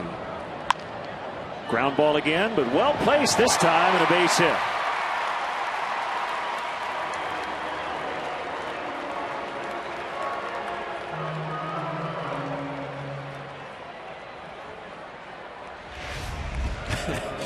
Hit him where? Willie Keeler? Yeah, where they ain't. I'm just thinking Chipper Jones, after lining out straight over the bag at second to end that last half inning, sees this little chopper just dribble through the infield. Why are we playing a shift? Chad Chipper was as frustrated as I've seen him in a long time with that line drive to Darwin Barney to end the top half of the 6th inning. Looked like he wanted to spike his bat in the dirt as he got about 3 steps out of the batter's box.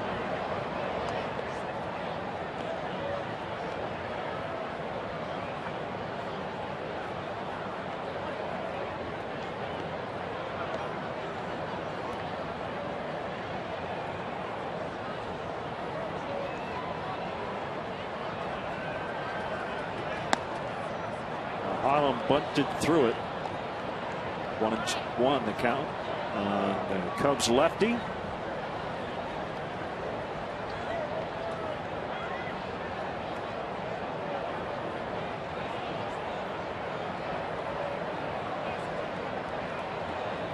Hudson hasn't walked anybody, so this pitch count in much better shape than Mahalam's is. Mahalam with 88 pitches through 6.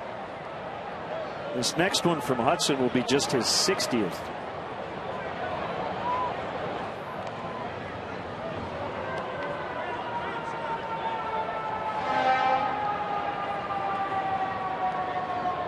It's a lot different from his first 2 starts this year when he threw a boatload of pitches, 96 in each start, 1 against the Pirates, 1 against the Rockies, 5 innings in one game, 6 in the other.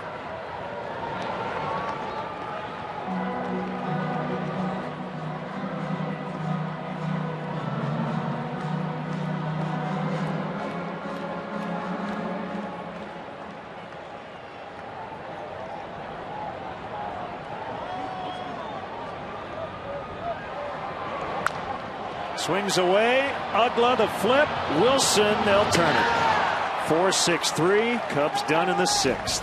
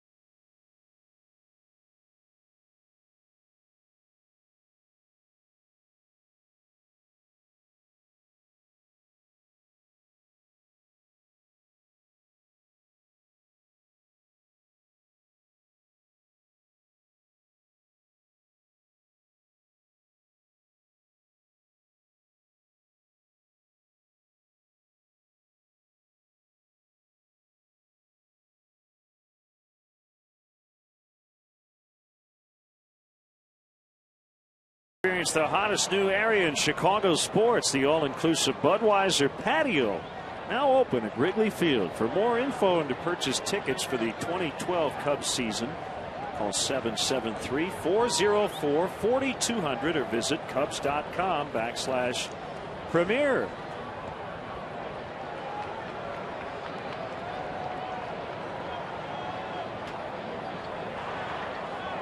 New Bears running back Michael Bush will conduct the 7th inning stretch. Brought to you by Captain Morgan today. Signed a 4-year contract in March after 5 years with the Oakland Raiders. 1-1 on Hayward. We will see some action in the Cubs bullpen, and rubber-armed Sean Camp will be the first guy up.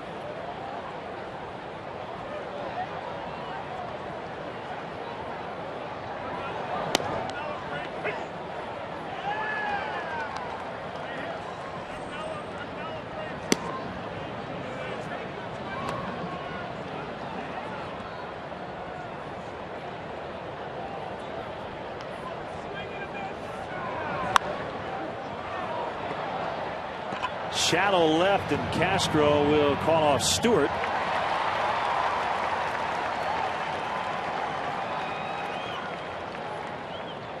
Got a nice note from a group from Oregon. Came all the way to see their Cubs. They've been rooting them on since 1967. Judy, Aubrey, Claudia, Rex, and Paula. Don't have a last name here, but great to have him here at Wrigley. David Ross, shallow right. Foul ground. It's LaHare. 2 quick outs.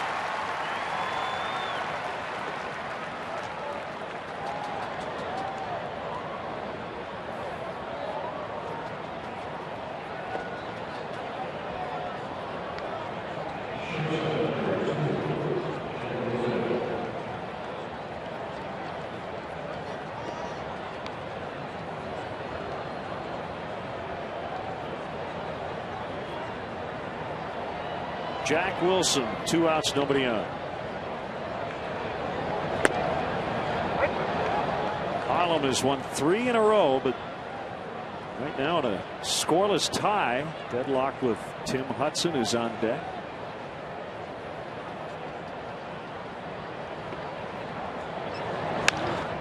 A roller to Castro.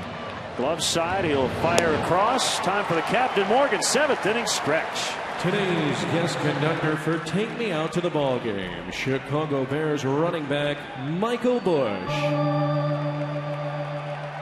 All right, fans, let me hear you. Let's go, Cubs and Bears fans. I said 1, 2, 3. Take me out to the ball game.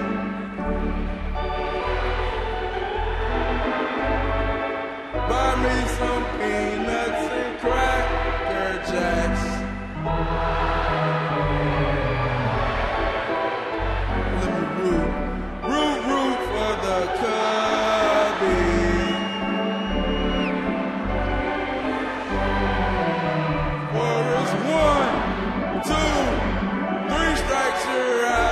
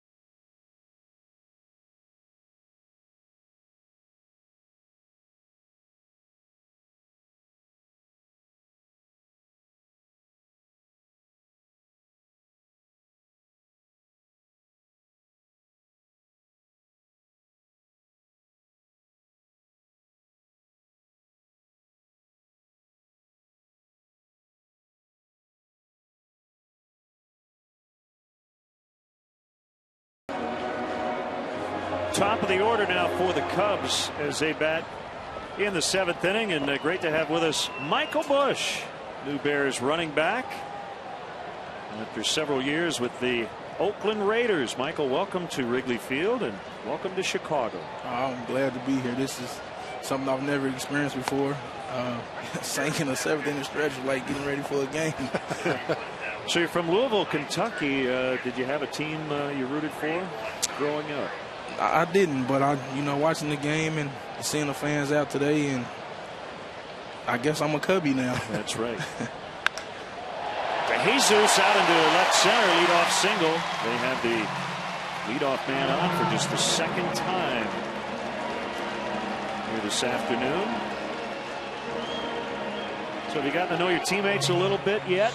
And I know once the big training camp starts, it'll be a little easier, but getting to know the playbook and everything?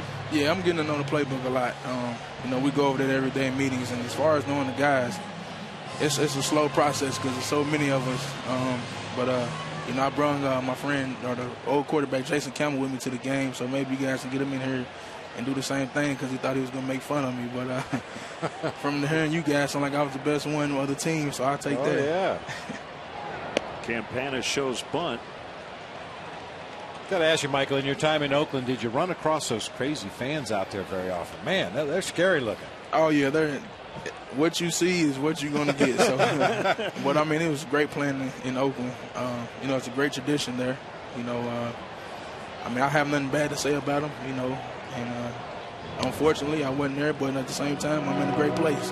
Two iconic NFL franchises, the Raiders and now the Bears.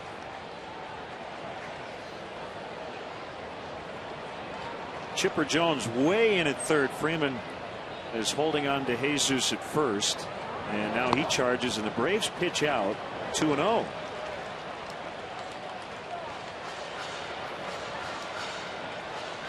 Describe your style to Bears fans who may not have watched you a ton, Michael, in your career. My style, huh? I get a lot of people say, I'm a bruiser. I'm just a guy that gets the job done. Whether it's 3rd and 1, 3rd and 5, and hopefully 3rd and 10, I can, make things happen. But it's a great backfield that we have that's going to be in Chicago. With Forte and Khalil Bell and things like that. So, the sky's the limit. 2-0. Campana bunts. Hudson will get him. That'll be a sacrifice. 2 shots here to get the lead now. With a runner at second. And 1 out. So when I hear bruiser, what I think of, you want to hit the defender before he hits you. Is that safe to say? Yeah, I think that's the whole object of the game. You want to dish the punishment out first. Yeah, I think you'll sleep better at night if you do. That's right.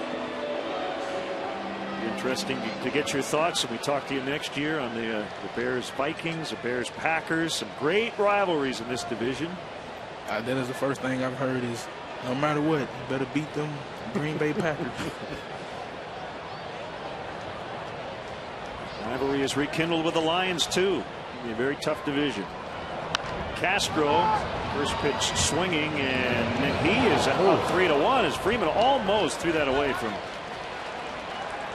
Tim Hudson. So it's up to Brian LaHare with a runner at third and 2 outs. I'm not sure exactly what happened there, but Freeman flips a changeup to his pitcher, Tim Hudson, covering the bag at first. Hudson's a great athlete, was able to make an adjustment and still get the out. Had you ever been to Wrigley Field before today? No, this is my first time. The Bears made their home here for 50 years. I saw the picture in the hallway, and it looks different now, but this is an awesome field. Too bad I missed throwing out the first pitch. The field went first base out toward left, and when they redid the surface a few years ago, they actually found the goalpost, the base of the goalpost right behind first base. They haven't played football here on a regular basis since the early 70s. Northwestern in Illinois played here a couple of falls ago. Brian LaHare, ground ball. Jack Wilson can't get it. Cubs lead. RBI single for Brian LaHare.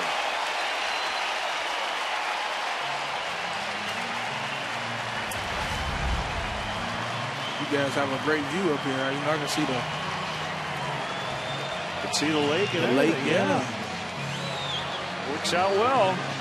Brian LaHare makes the little bit of a shift that the Braves put on work against him that time. Opposite field ground ball just past a diving Jack Wilson for an RBI base hit.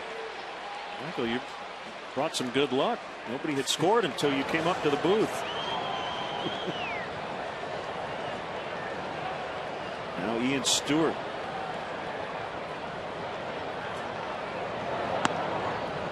A breaking ball in there for a strike.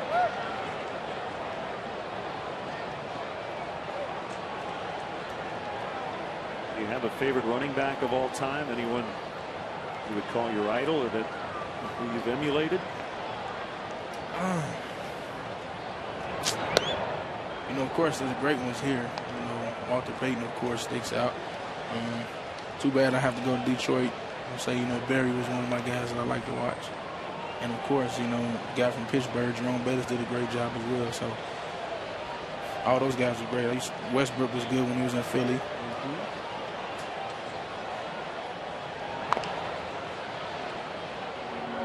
1-2 on Stewart. This series has all been about the starting pitching. Really the whole homestand in terms of the Cubs. They've been in all these games because of their starters. And now Paul Maholm with a shot and his 4th consecutive win.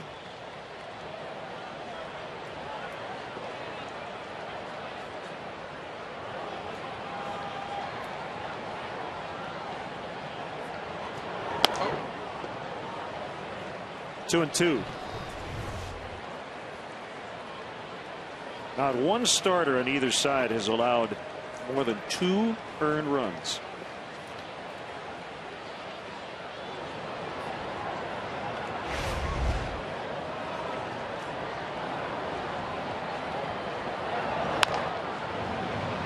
Uggla ranges a bit to his right. The flip, the inning. Michael Busch, welcome to the Bears. Great to have you here, man. All right, thank Best you. of luck. Thank you. Thanks, Michael.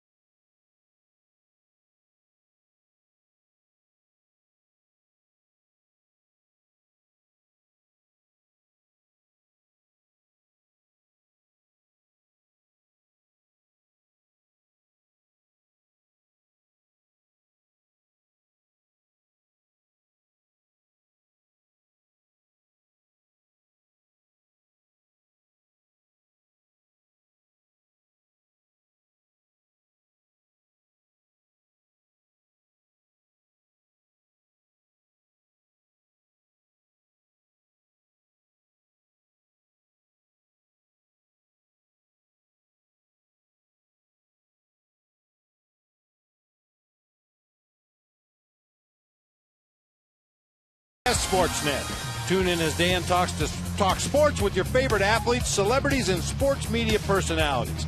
Get your sports day started with the Dan Patrick Show weekday mornings from 8 to 11 on Comcast Sportsnet. Paul Maholm's still in there. 95 pitches, 7 innings, but now he's not. Tyler Pastornicki announced as the pinch hitter, and it will be James Russell. And a nice hand for Maholm, who was excellent once again today. It's a Honda call to the pen.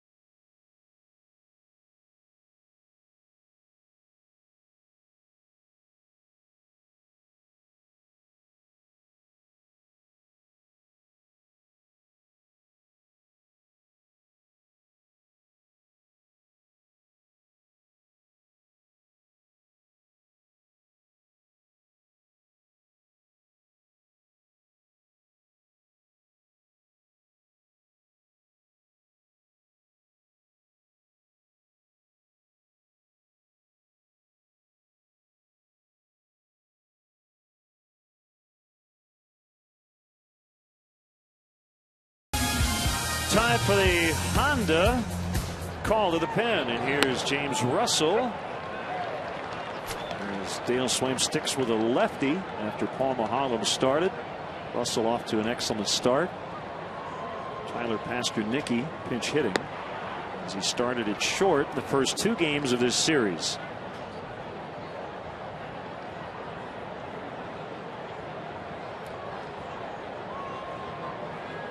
One nothing Cubs in the 8th.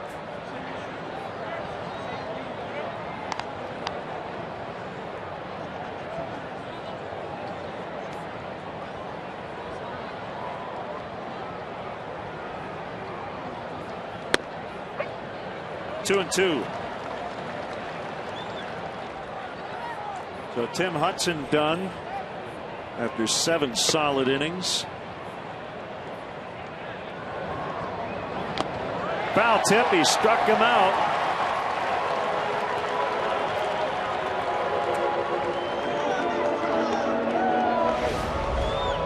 Good start to the inning here by James Russell. Got away with a high breaking ball that time to Pastornicki for the swinging strike. You may ask yourself, why replace a lefty with a lefty if there's a right-handed pinch hitter? And sometimes it's as simple as the fact that the reliever in the bullpen wasn't quite ready. Other times it may be the hitter is a better low ball hitter than high ball hitter, so you want to get your low ball pitcher out of the game, bring James Russell in. Sometimes there's a history between the pitcher and the batter, but for whatever reason, real good move that time. James Russell with a strikeout to start the inning.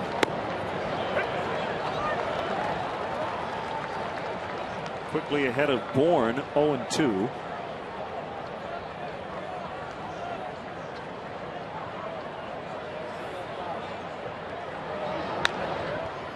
Rollover grounder picked up by Barney.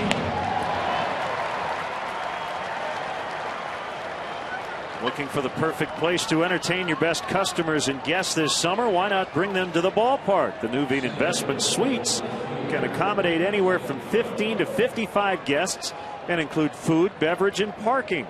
To book your premier experience at the ballpark, go to Cubs.com/suites or call 773-404-4200. Bourne is 0 for 4 and is grounded out every time. 3 times to second base, once back to the mound.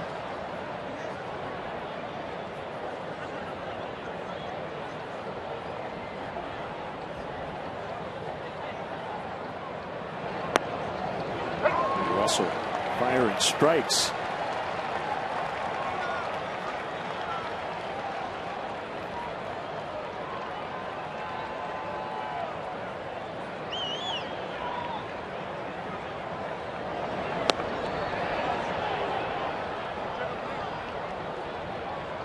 Giovanni Soto and James Russell apparently paying attention when Paul Maholm was working against Martin Prado. That's that same breaking ball down and in that he's had so much trouble with until his last at bat, when he finally shot one into right field for a double. It's past Stewart.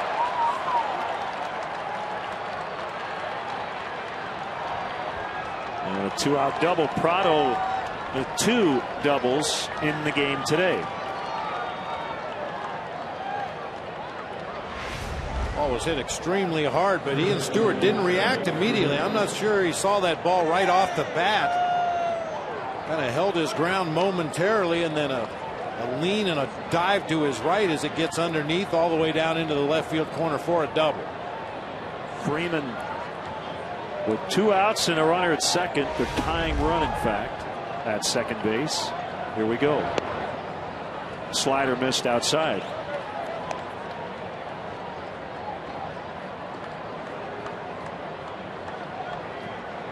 It's over in Milwaukee. 2-1. The Reds beat the Brewers. All 3 runs came in the 9th inning. Aroldis Chapman over John Axford. Sean Marshall did not get through the inning, however. He gave up the leadoff homer to Ryan Braun. Logan Ondrusek came on to get the final out and his first save.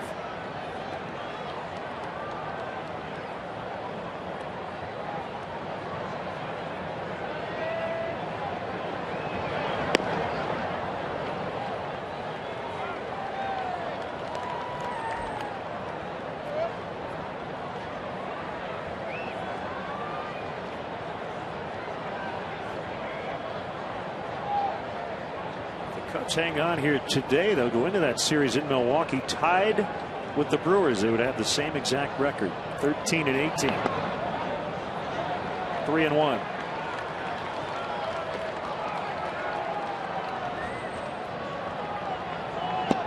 Rafael Dolis up in the Cubs bullpen.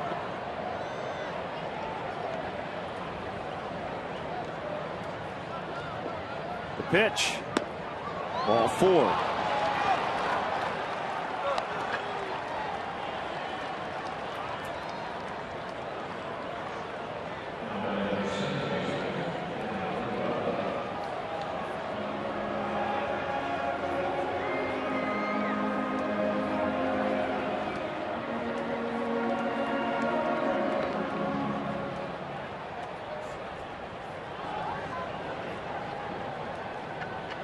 Ugla had the game-winning knock last night.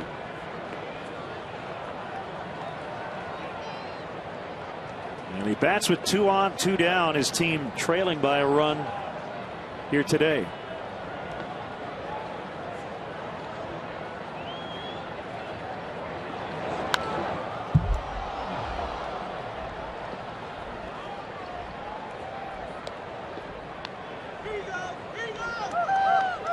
That's a good call. You said the other day, Popeye. It looks like he's about to bust out of his shirt sleeves.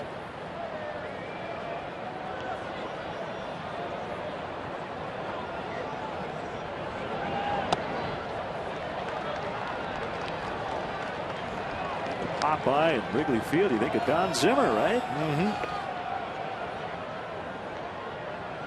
Popeye didn't look quite like that in his jersey.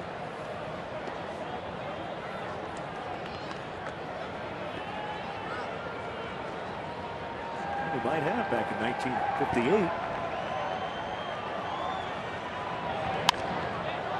Popped him up.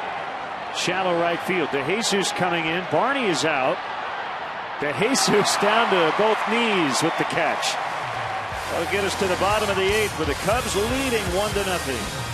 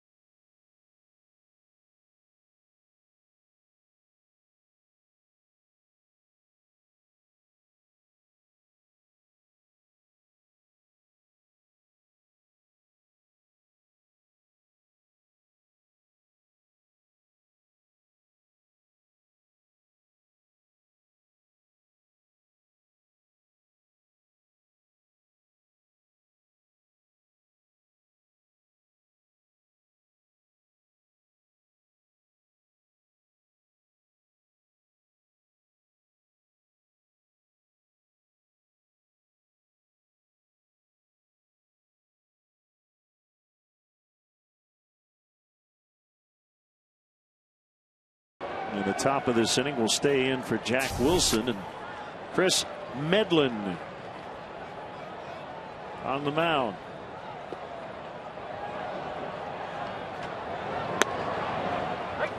Medlin spent most of last year recovering from Tommy John surgery, 2 appearances in late September.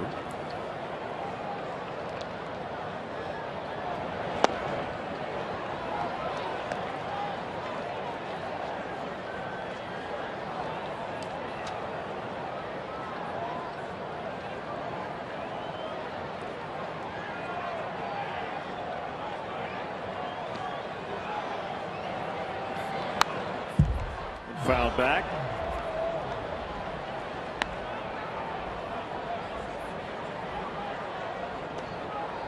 He got the win last night.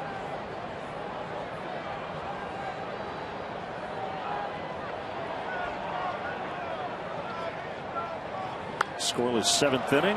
Didn't need to, and Soto is out. Chicago sports fans know there's only one place to go for the best local sports news and highlights. That's Sportsnet Central every night at 6:30, 10, 10:30, and midnight. Only on Comcast Sportsnet. Fans' best friend.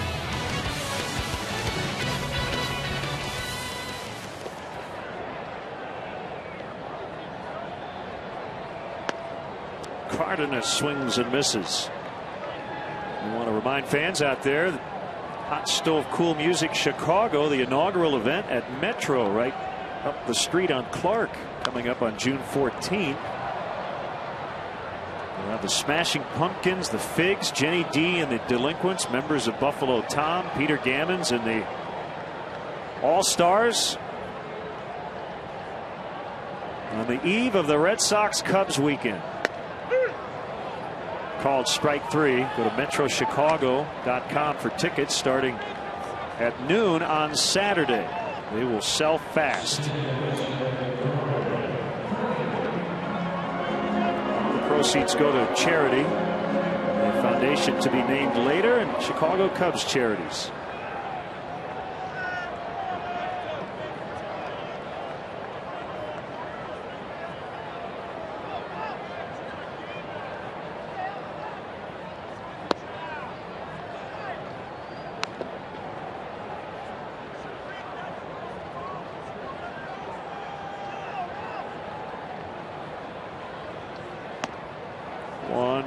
Rather 2-0. Yeah, he went. I was going to say Barney appeared to go around. Jones, Hayward, Ross due up in the 9th. Brian McCann available as a pinch hitter today, and we will go to the 9th. Cubs 1, Braves nothing.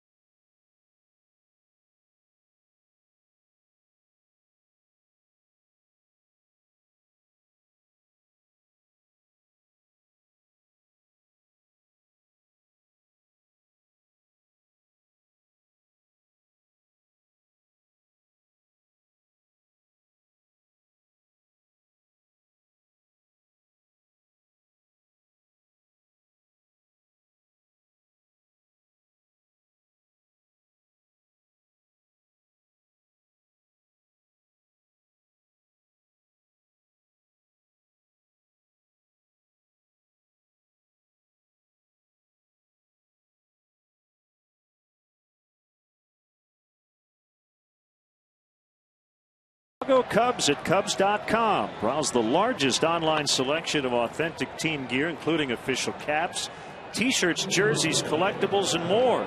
Get your team gear straight from the source. Shop the Cubs.com shop.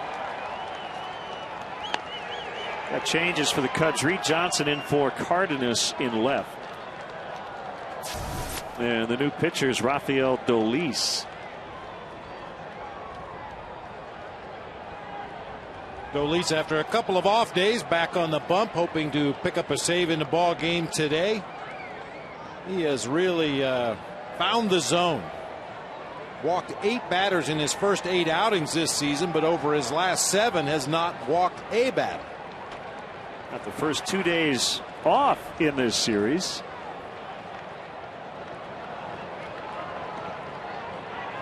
Back out there today trying to save it for Paul Mahalem, facing a future Hall of Famer, Chipper Jones, and a called strike. These guys matching up for the first time, maybe the only time.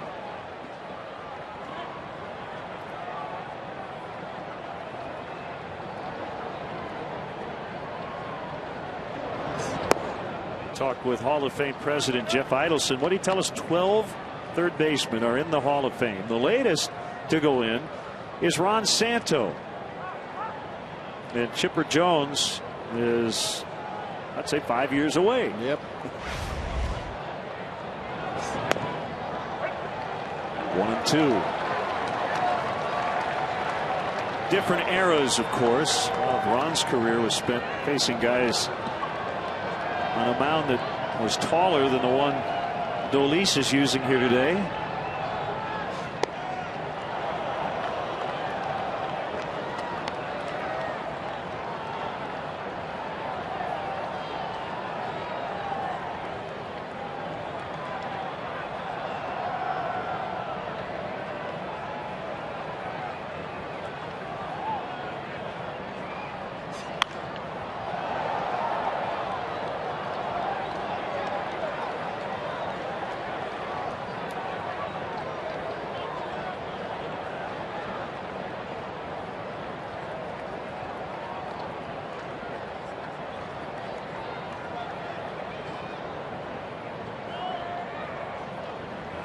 A 2-2 count on Jones. Here it is. Full 3-2. He gets on. Might go with a pinch runner. I'm just going to say, Lynn, hopefully this ends well for Rafael Dolis and the Cubs, but it's kind of fun watching Chipper Jones face a guy he's never seen before. You could almost see the wheels turning as he took each pitch from Rafael Dolis. Fly ball well hit to left. Reed Johnson's going to have room. Might be the final at bat for Chipper here at Wrigley Field. One away. A lot of the fans on the first base side of the field here at Wrigley realize that they may have had their last look at Chipper Jones, and giving him a nice round of applause as he heads back into the dugout.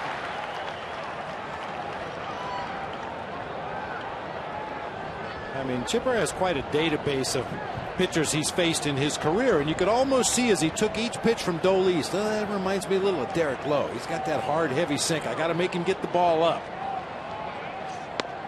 It's a real smart at bat, even though it ended with a fly ball to left field. It's a guy that's done it as good as anybody in the game for a long time.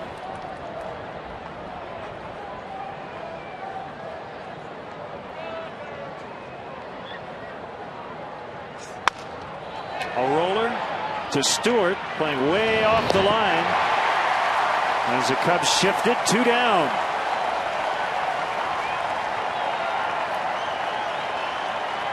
And now Brian McCann will hit for David Ross. 31,904 as the Cubs try to take both series on this homestand. They beat the Dodgers 2 of 3, trying to do the same to another first place club.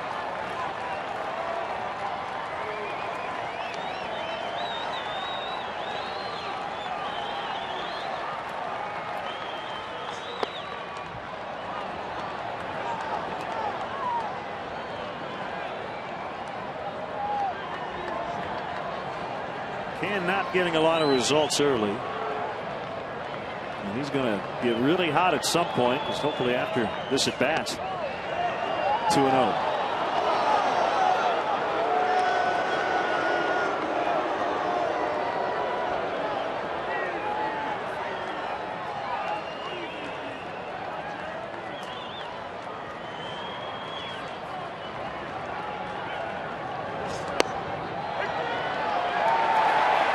Side corner.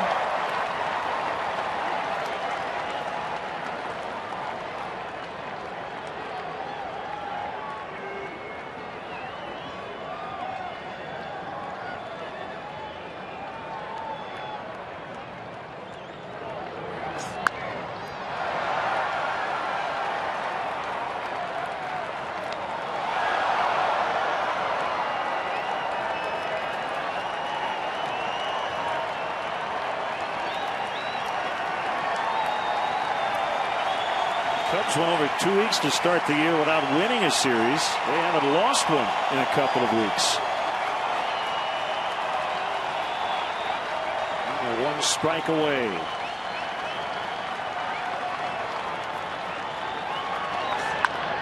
Ground ball, Starlin Castro. Cubs win. Cubs win 1-0 the final as Paul Maholm gets his 4th consecutive victory, and the Cubs take 2 of 3 from the Braves, 4 of 6 on the homestand. Well, that was a good ball game today, partner. Just over 2 hours. Well, a very clean ball game. I mean, hats off to Tim Hudson. He pitched an outstanding game as well, but Paul Maholm just continues to deal on the mound for the Cubs, and another nice job by the bullpen today with James Russell and Rafael Dolis closing out a 1-0 victory.